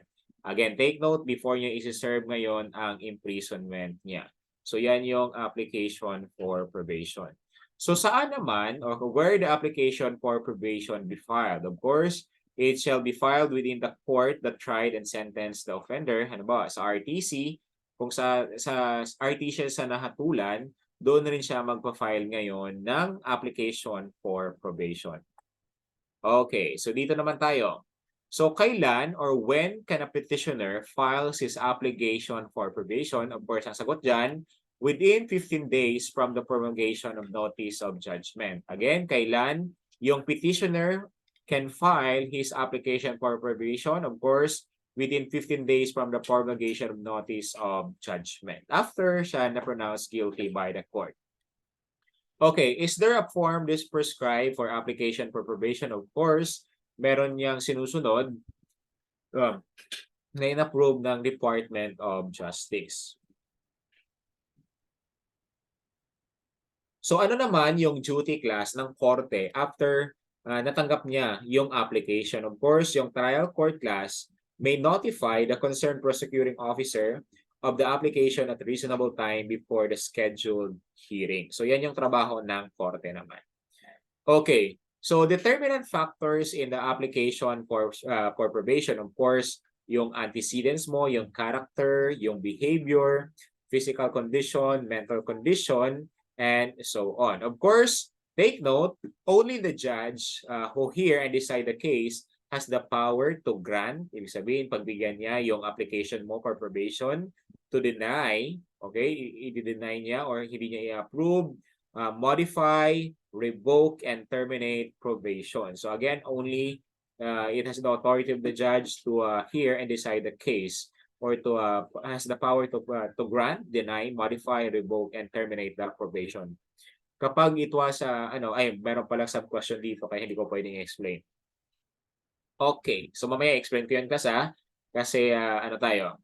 Okay, so of course tandaan niyo dito sa probation natin class, once it is granted by the court, okay? So it was of course denied by the court, hindi mo na yan pwedeng i-apila, okay? Kasi nga it is the sole discretion of the judge whether to grant, to deny, to revoke, and to terminate the what we call the probation order. Okay. Then of course we have the executive clemency. Okay, we have the pardon, amnesty, reprieve, and commutation of sentence. I-discuss natin one by one class. Okay, dito tayo sa pardon, meron tayong tinatawag na absolute pardon and conditional pardon. So tandaan niyo, pag sinabi nating pardon, it is also a form of executive clemency. Of course, ang nag-grant niyan is the President of the Philippines kasi nga executive clemency. So, ang pardon class, it is the privilege extended to a convict as a discretionary act of grace. Kaya tandaan niyo, it is an act of grace. So, meaning, it is an act of forgiveness by the President. Or ito yung pagpapatawad niya sa taong nagkasala. So, yan yung tinatawag natin na pardon. Neither the legislative nor the judiciary branch of the government class has the power to set conditions or establish procedures for the exercise of presidential prerogatives. Ibig sabihin, walang kapangyarihan ang Congress natin, Senate and House of Representatives, and of course yung judiciary natin to interpret or to kontrahen yung prerogative ng President under the Constitution. Kasi nga, ang executive clemency, it is the presidential prerogative or it is the power of the President to grant that clemency. So hindi sila pwedeng kumontra. Okay, so yan yung absolute what is pardon. Then we have the two kinds of pardon class. We have absolute and conditional pardon. So explain natin. Ang absolute pardon class, it is given without any condition attached to it. Ibig sabihin, walang dapat or wala namang dapat sundin na rules and regulations. Kapag ang absolute pardon class, it grants, carries with a total extinction of criminal liability. So sinabi ko na kanina, total extinction of the criminal liability. So wala na talaga. Okay, totally free na yung tao na yon. And of course, the design for the following purpose, ang absolute pardon, to do away with miscarriage of justice, to restore full political and civil rights of the persons who have already served their sentence, yung mga rights niya na nawala dahil sa pagkakulong niya, so bababalik yun, mare-restored yun. To keep abreast with the current philosophy in the administration of criminal justice. Okay. Then of course, ang conditional pardon class, that is an exemption of an individual with certain limits or conditions. Merong limitations and conditions ang dapat sundin ang conditional pardon. That's why ang conditional pardon, it will result to the partial, ibig sabihin hindi ka totally nakalaya class, partial extinction of your criminal liability. So it is also granted class by the President of the Philippines to release an inmate who has been reformed but is not eligible to be released on parole. So yan yung tinatawag natin na conditional pardon. Of course, ang limitations on the pardoning power of the President, of course, yung pardon, hindi yan pwede i-extend or hindi yan pwede gamitin ng President on the cases class ng impeachment. Halimbawa, may impeach yung Chief Justice ng Supreme Court and so on, hindi yan pwede. Of course, wala ring pardon class may be granted in violation of the election law without the favorable recommendations by the Commission on Elections or yung COMELEC natin. Then of course, it may only be granted by the President after conviction. Ibig sabihin, the person is pronounced guilty na class by the court of law before ka mabigyan ng pardon. Okay, so yan yung mga limitations on the pardoning power of the President. Then of course, ang conditions class na dapat sundin ng nabigyan ng conditional pardon or ng pardon. So the pardonee shall live with his designated residence and shall not change his residence without obtaining consent from the board. So meaning, kung saan siya nakatira, so dapat every month or every supervise sa kanya nandun pa rin siya nakatira. So yan yung conditions na dapat niya sundin. In cases of temporary need to leave the parole residence, ibig sabihin kung saan siya nakatalaga, no permission is required but the whereabouts should be given to the parole or pardon officer. Temporary lang naman, okay? Of course, the pardonee shall not indulge in any injurious or vicious habits and shall avoid persons and places of disputable character. So meaning, yung mga disputable character, yung mga bar, o mga ganon, yung mga indecent. Okay? So yan yung tinatawag natin na disputable character. So dapat yung iwasan yun. That the pardonee shall not commit any crime. Of course, dapat when you are under the conditional pardon, so meaning, hindi ka mag-commit ng another crime. Kasi it will violate. Ibig sabihin, isi-serve mo ngayon yung unexpired portion of your sentence. Anong oras na? Okay, so meron tayong minimum requirements class for the petition of pardon. For absolute pardon class, please take note of this, kailangan 10 years must have elapsed from the date of release of the petitioner, from the confinement or confinement. Okay, yan yung tinatawag natin na sa absolute pardon, 10 years. Then of course, 5 years from the date of expiration of the maximum sentence, whichever more beneficial to him. So hindi naman masyadong sila dito, but in case lang naman. Okay. So however, the board may be consider a petition for absolute pardon even before the grant of final release and discharge. Yung final release and discharge class, yan yung document na binibigay class kapag pwede na talaga or finally ma-release na yung pardoning natin or pardon. Okay, yung pardonee rather. So under the provisions of Section 6 of the Act number 4103, yung indeterminate sentence law natin or yung tinatawag din natin class na parole law. Okay. So as amended, of course, is seeking an appointed elective public position or reinstatement in the government service or yung the right to vote and be voted for in the government service or the public service. Kailangan ng medical treatment abroad which is not available dito sa Pilipinas. Pwede yan. Pwedeng payagan. Or will take any government examination or immigrate. Okay, so yan. The petition for absolute pardon class shall be accompanied by the following requirements. Of course, 2 affidavits of two responsible members of the community where the petitioner resides. And of course, yung petitioner has conducted himself as a moral and law-abiding citizen or law-abiding manner. And of course, it will indicate the petitioner's occupation, the community service he has rendered. So yon. Balikan nyo ito mamaya yung video class para mas ma-double retain sa utak ninyo. Kailangan rin niya ng clearances from the police, courts, and prosecutor's office where the petitioner resides. Of course, for conditional pardon naman class, at least 1/2 of the minimum of his indeterminate sentence ang maserve niya class before siya eligible to apply or before siya mabigyan ng conditional pardon. And of course, at least 2 years of the minimum sentence if convicted of murder or parricide but not sentenced to reclusion perpetua. So yan yung conditions na dapat sundin under conditional pardon. Then of course, at least 1 year of the minimum sentence if convicted of homicide, at least 9 months if convicted of frustrated homicide, at least 6 months kapag attempted homicide naman yung kaso niya. Of course. However, the following category of prisoners shall not be considered for conditional pardon. Ito yung mga automatic suspended. Okay, if the petitioner is eligible for parole, of course, hindi siya pwede sa conditional pardon. If the petitioner had been sentenced to another prison term within 1 year from the date of his last recommitment to jail or prison from where he escaped, ibig sabihin, escapee siya. So automatic is not allowed to apply for probation. Third, the prisoner is suffering from mental illness or disorder as certified by the government psychiatrist, meaning meron siyang mental illness or mental disease na sinasuffer or meron siyang iniinda ng mental illness or mental disease kasi makaka-apekto yan.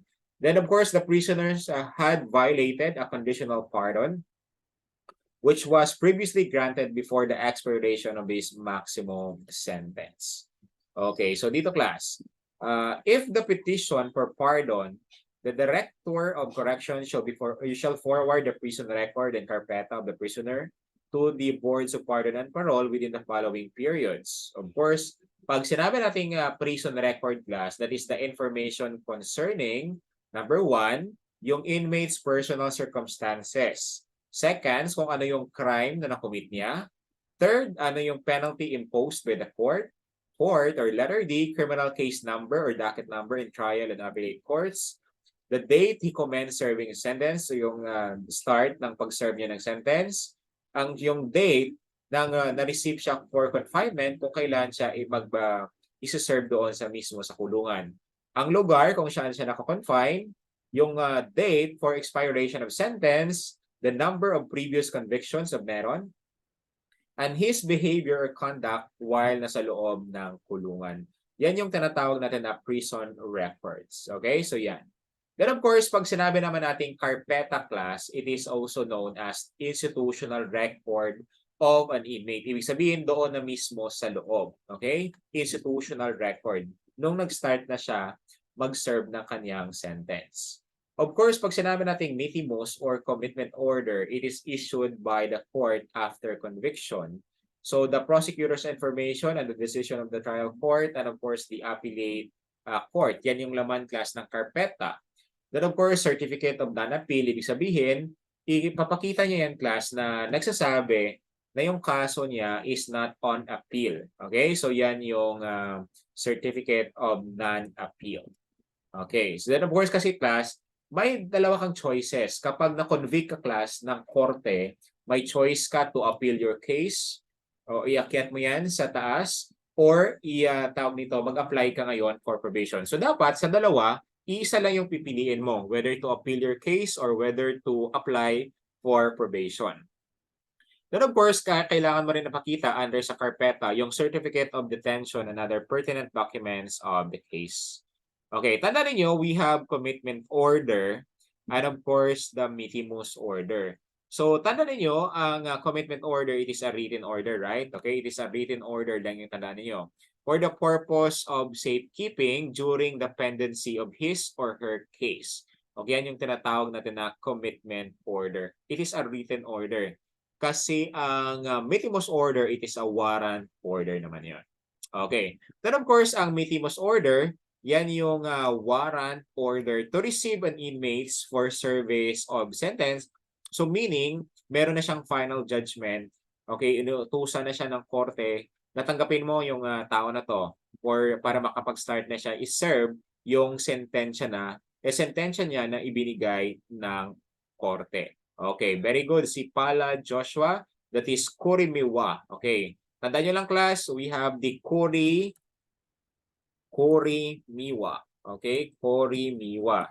Yan yung ating acronym. Kasi ang commitment, yung Ko, that stands for commitment order. Okay? Order. Then of course, yung Ri, that is of course the written order na binigay ng korte. While the Mitimus order, tandaan nyo lang yung wa. So meaning it is a warrant order. So doon kayo mag-focus class ngayon sa acronym ng terms or terminologies. Kaya meron tayong tinatawag na Korimiwa. Okay, di ba? Parang Japanese kayo. Korimiwa, Mitimus order, that is warrant order by the court. And ang Kuri naman, commitment order, it is the written order provided by the court of law. Nakuha ba class? Natandaan na yung Korimiwa? Yes, sir. Okay, very good. So, ayan na. So, tandaan nyo class yung mga pangmalakasang acronym natin dyan. Okay, next. Okay, so ang absolute pardon class, kailangan within 1 month from receipt by the director the request made by the board for prison record and carpeta.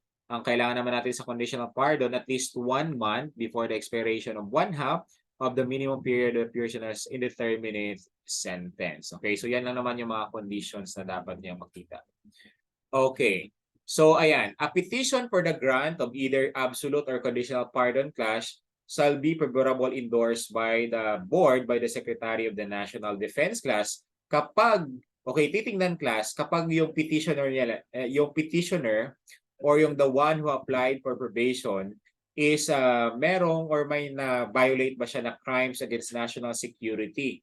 Whether na-commit ba siya or na-violate niya ba or na-commit niya yung crime na rebellion, subversion, sedition, or halimbawa, meron ba siyang election-related cases or may na-violate ba siya ng election laws, rules, and regulations. So again, class, yung petition for the grant of absolute pardon or conditional pardon, i-endorse pa yan ngayon kay Secretary of the National Defense or the DND or the Department of National Defense kung titingnan yung petitioner or the one who applies for probation committed a crime against our national security. Okay? Or kapag ang na-violate niya naman is yung COMELEC, yung mga laws, rules, and regulations ng COMELEC, so yung COMELEC naman yung may karapatan.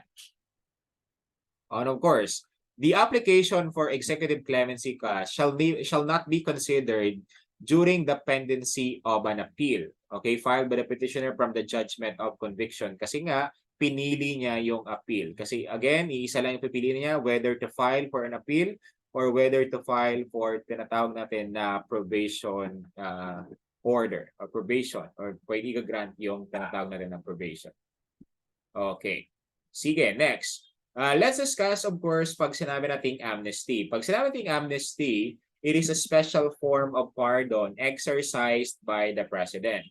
It is a general pardon, kaya nga tinawag rin natin yan na blanket pardon kasi it is a general pardon, meaning it is extended to the certain class of people. Ibig sabihin, grupo ng tao class or certain class of people who are usually political offenders. So meaning yung nag-commit nila na crime is political in nature against our government or against our state. So yan yung amnesty na tinatawag natin.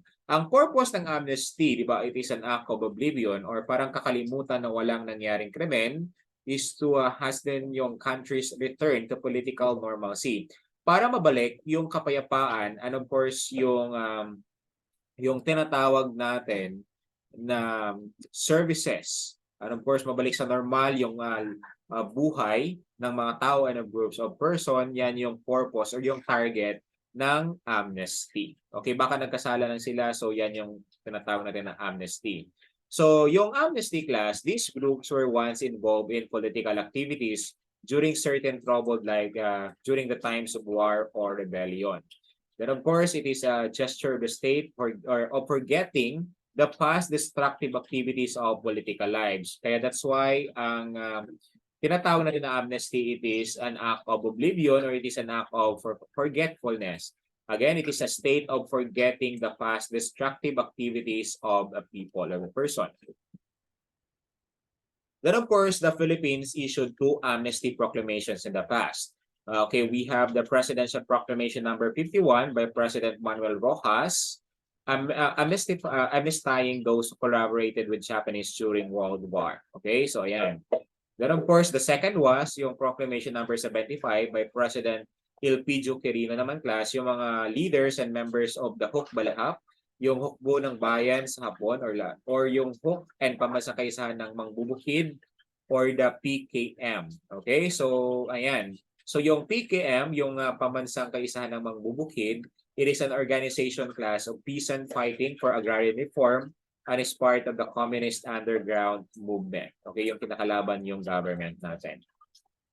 Then of course, we have the reprieve. Okay, pag sinabi natin reprieve naman, it is na-explain ko na actually ito kanina, it is applicable naman class sa mga death sentences already affirmed by the Supreme Court. So yan yung tinatawag natin na reprieve. Okay, so ano yung acronym natin for reprieve class? Ano yung keyword rather natin? Pakilagay nga sa comment section kung na-remember nyo pa.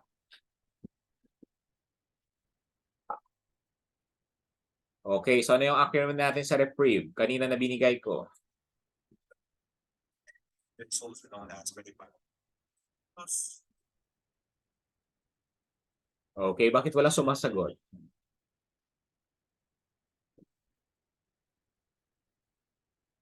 Okay, sige. So, mag-i-end tayo sa reprieve mamaya. So, after this explanation, so para makapag-rest rin kayo. So again, pag sinabi natin reprieve class, that is the applicable sa death sentences.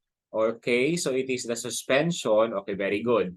The temporary stay of sentence. Ibig sabihin, ipagpaliban muna class yung pagbibigay or pag-execute ng death penalty. Of course, for different reasons. Okay, so it is the temporary stay of the execution of sentence kasi it is applicable kasi class sa mga death sentences.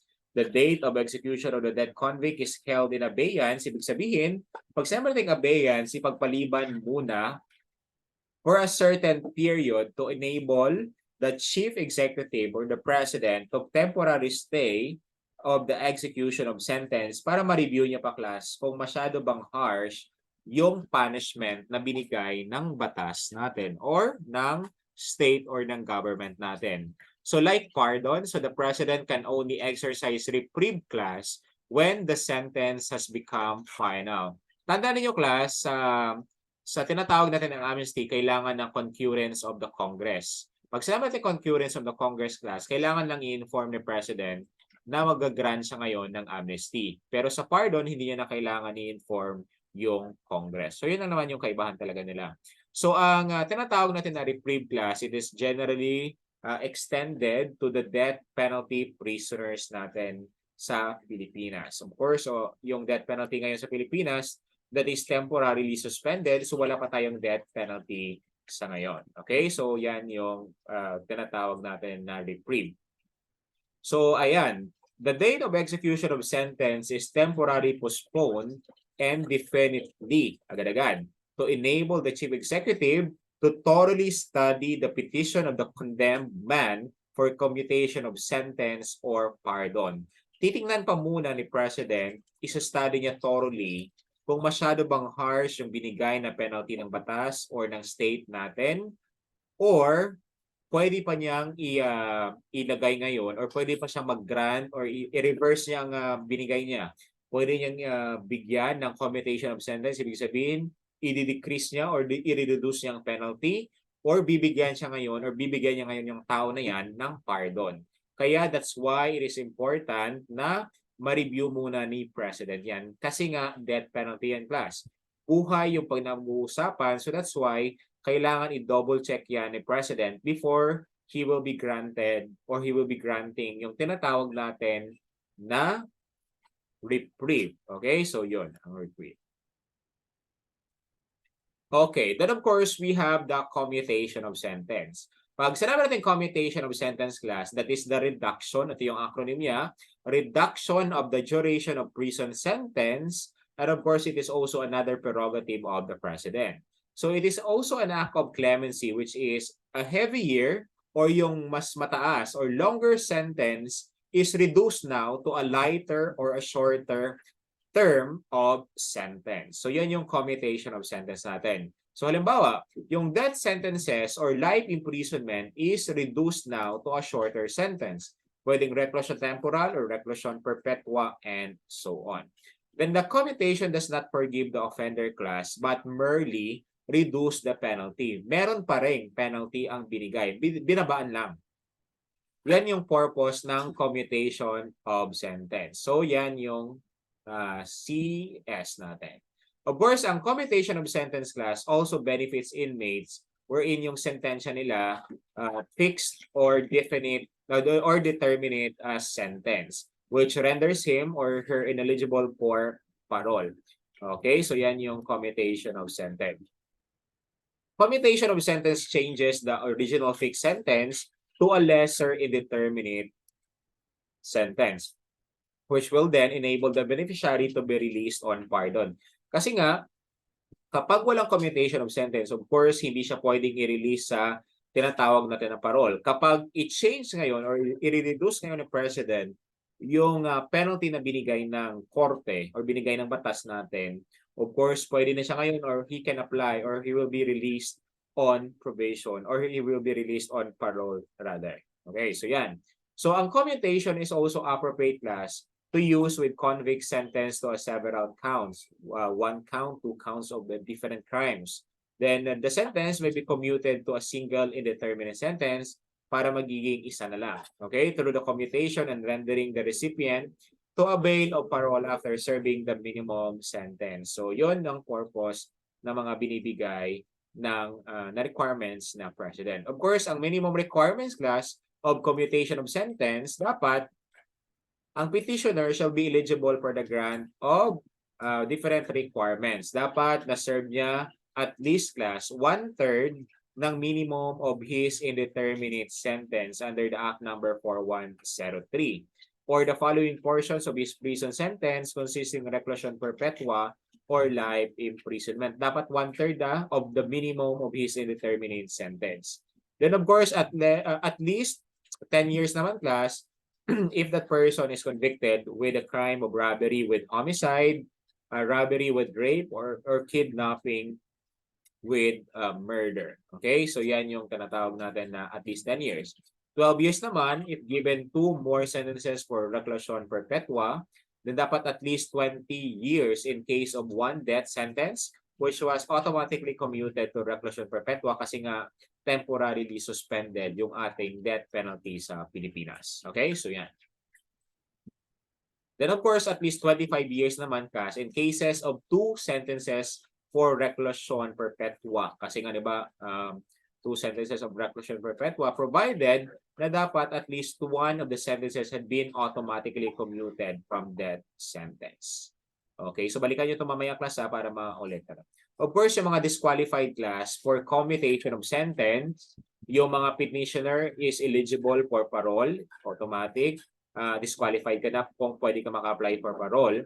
Then of course, yung petitioner had been sentenced to another prison term from his last release or last recommission. Ibig sabihin, pag yung time na nag-escape siya sa prison or sa jail, automatic class, you are disqualified for commutation of sentence. Kaya kapag tinanong sa board exam, yung majority dito sa mga executive clemencies granted by the President, once you are an escapee, umalis ka sa place of your confinement or residence of your confinement, automatically you are disqualified to avail for any of the executive clemencies na ginagrant ni President ngayon. So yan yung mga disqualified for commutation of sentence.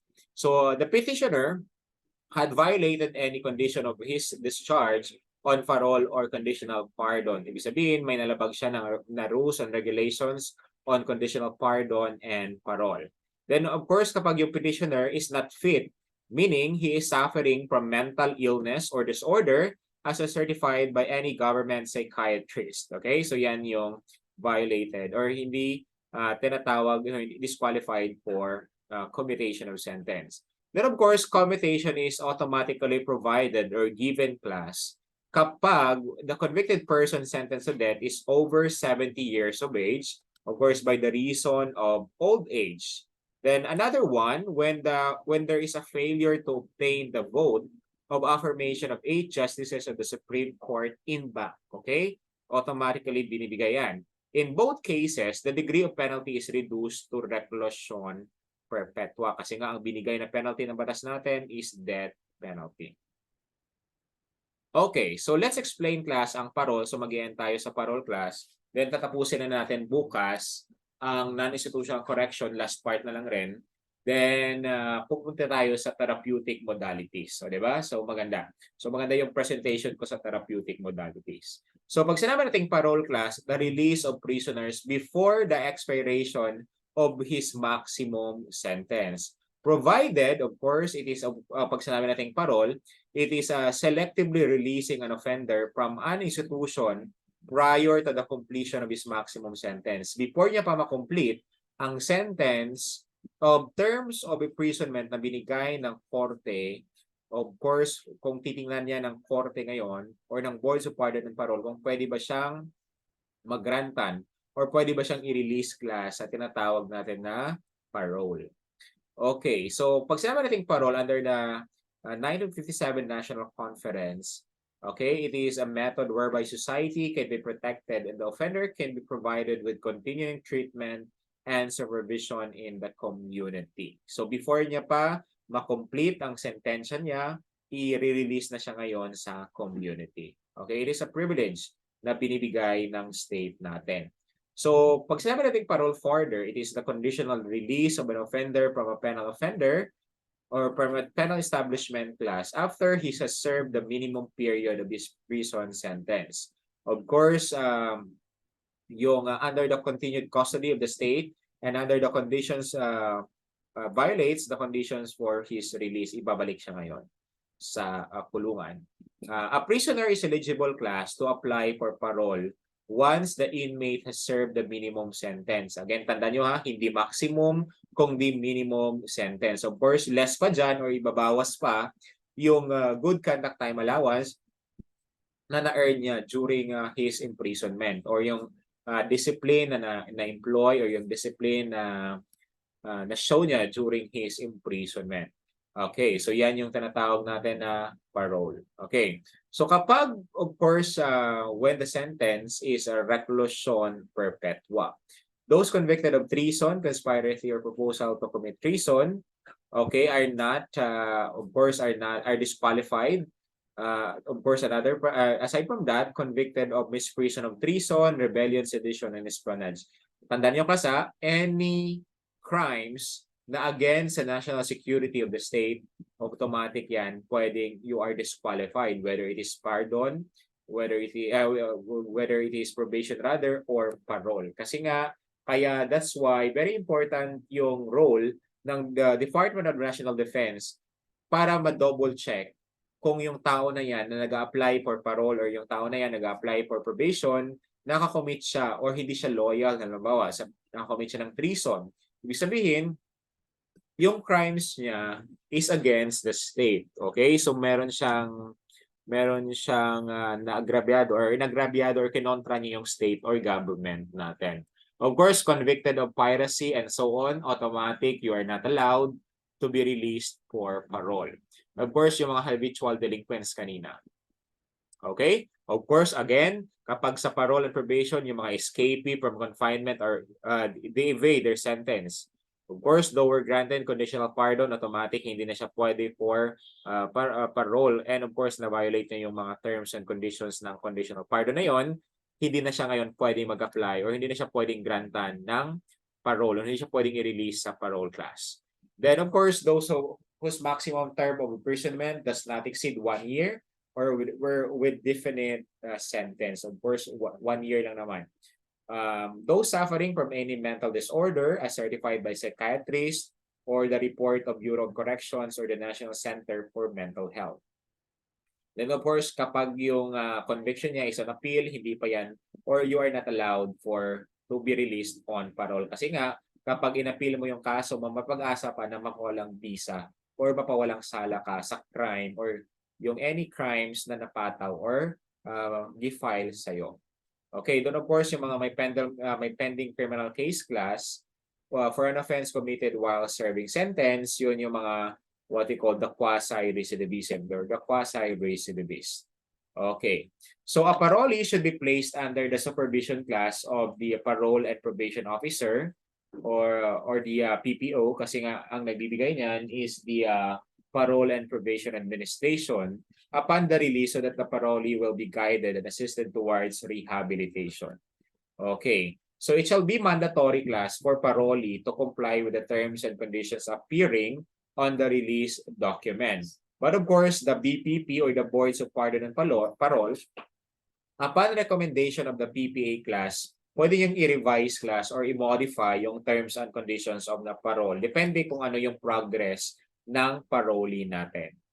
Okay? So a parolee, hindi rin siya pwedeng mag-transfer ng place of residence kung saan siya na-designate, kung saan siya last na-release ni Boards of Pardon and Parole without the written approval from the BPP or the Boards of Pardon and Parole. Of course, kapag lilipat sa class ng place of residence or ng tirahan niya, dapat i-secure niya muna yung approval. Of course, susulat siya ngayon ng application form prescribed by the Boards of Pardon and Parole. Of course, at least 15 days before the requested transfer para pwedeng i-grant or hindi. So the application together with the recommendation of the parole and probation officer will be forwarded now sa BPP for appropriate action whether to grant it or not.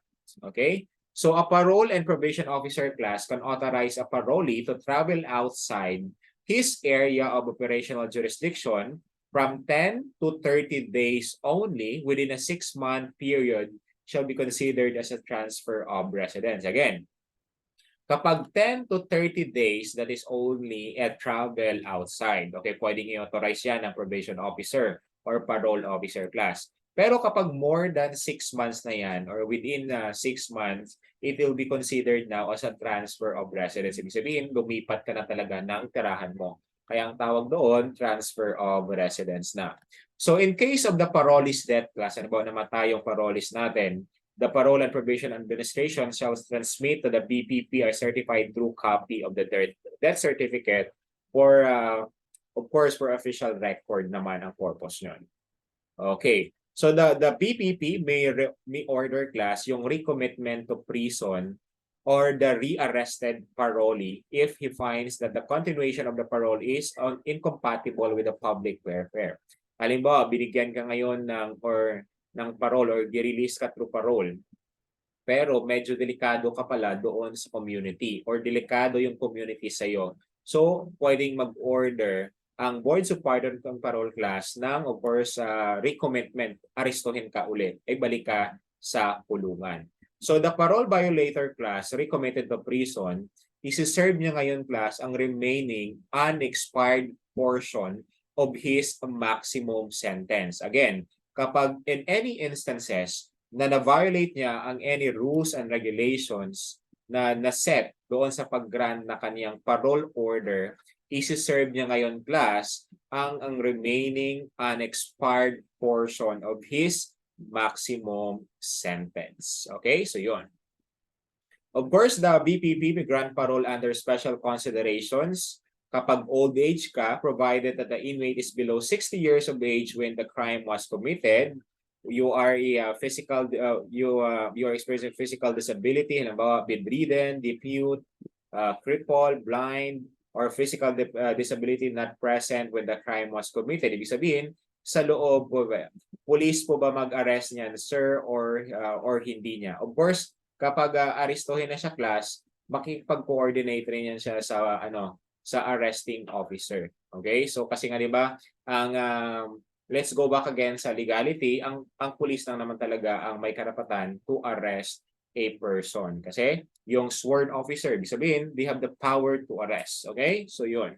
Makipag-coordinate rin yan sila sa appropriate law enforcement agencies. Of course, sila yung magbibigay or sila yung mag-order ng recommitment or yung rearresting order na nanggaling sa kanila. Or yung tao na yon is serious illness, duly certified by the government physician. Of course, another similar circumstances will show that the continuing personnel will be inhumane or will pose grave danger to the life of the petitioner.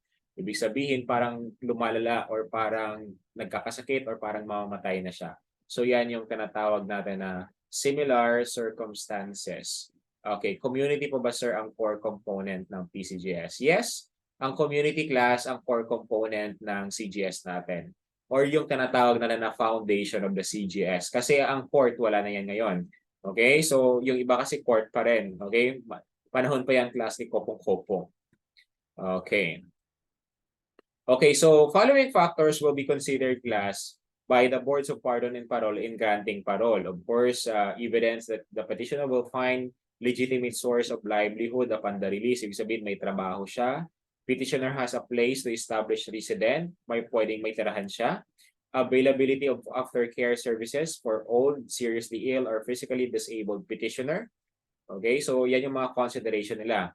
Then of course, ang rules class after the grant of parole, i-release siya or release form of release document. Okay, so yan. Meron tayong meron tayong thumbprint. Of course, yung mga release latest photograph niya. Okay, transmittal of the release document. Okay, so yan from Director of Corrections or Warden of Jail where he is confined. Will send a certification of said document na na-release nila yung tao na yon on parole.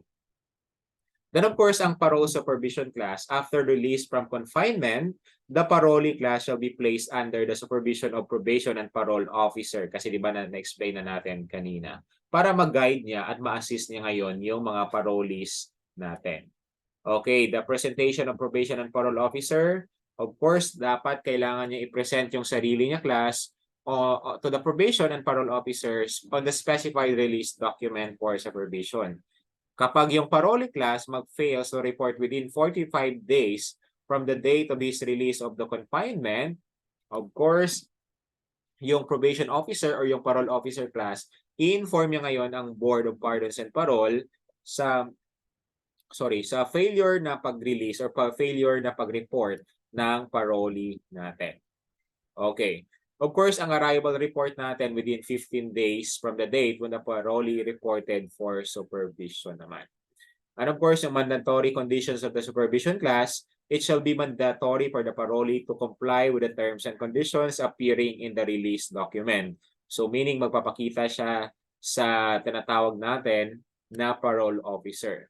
Review and modification of conditions class, pwede nilang i-review yan or i-modify yung conditions as, of course, recommended by probation and parole officer. Kung ano yung nakakabuti. Then, of course, yung transfer of residence, na-explain na natin ito kanina, hindi siya pwede mag-transfer ng resident without the approval of the board. Okay? Then, of course, ang outside travel, dapat not more than 30 days. Okay? So, yan yung tinatawag natin na outside travel. Pwede yung authorize ng probation and parole officer outside of his operational jurisdiction but not more than 30 days. Kasi kapag more than 30 days yan, of course, it is a transfer of residence niya. Then yung travel abroad and or work abroad, of course, meron ng surveillance class. Kapag halimbawa yung tao na yon is may pending criminal case, of course, may apply for officers work or abroad. Then, of course, kailangan pa yan ng approval ng Parole and Probation Administration and of course, i-confirm pa yan ng Boards of Pardons and Parole. Okay, kapag na-violate mo naman class or yung infractions of the terms and condition ng release documents, okay, reports. So the probation and parole officer concerned shall submit the following reports to the board. Ang progress report, kung ano yung parolee or ano yung particular felony or crimes or offenses na nakomit na naman ng ating parolee. Okay, so yan yung progress report while under the supervision. So yan yung progress report class. Then pag sinabi naman nating infraction report, when the parolee has been subsequently convicted of another crime, yung pending criminal case niya class. So that is infraction report naman. Ang violation report naman, when the parolee commits any violation of the terms and conditions from his release. Yan yung violation report natin. Okay. Then of course, that's the time arrest of the parolee. So upon the receipt of an infraction report, the board may order the arrest or recommitment of the parolee. So kapag ang epekto na class ng recommitment of the parolee, of course, sinabi ko na kanina, of course, yung parolee natin will serve the remaining unexpired portion of the maximum sentence which he was originally committed to prison. So yan, isa-serve niya ngayon ang original sentence exposed or yun ang unexpired portion na nabigay ng ating korte. Okay, so ayan yung ating arrest of parole. Bukas, class, i-continue natin dito sa termination of parole supervision. Madali na lang to, class. Then bukas, isa-summarize ko ulit. So dapat lahat kayo present to na para ma-master na natin. So ayan, so I will be stop sharing. So, it's already 8, ano na pala,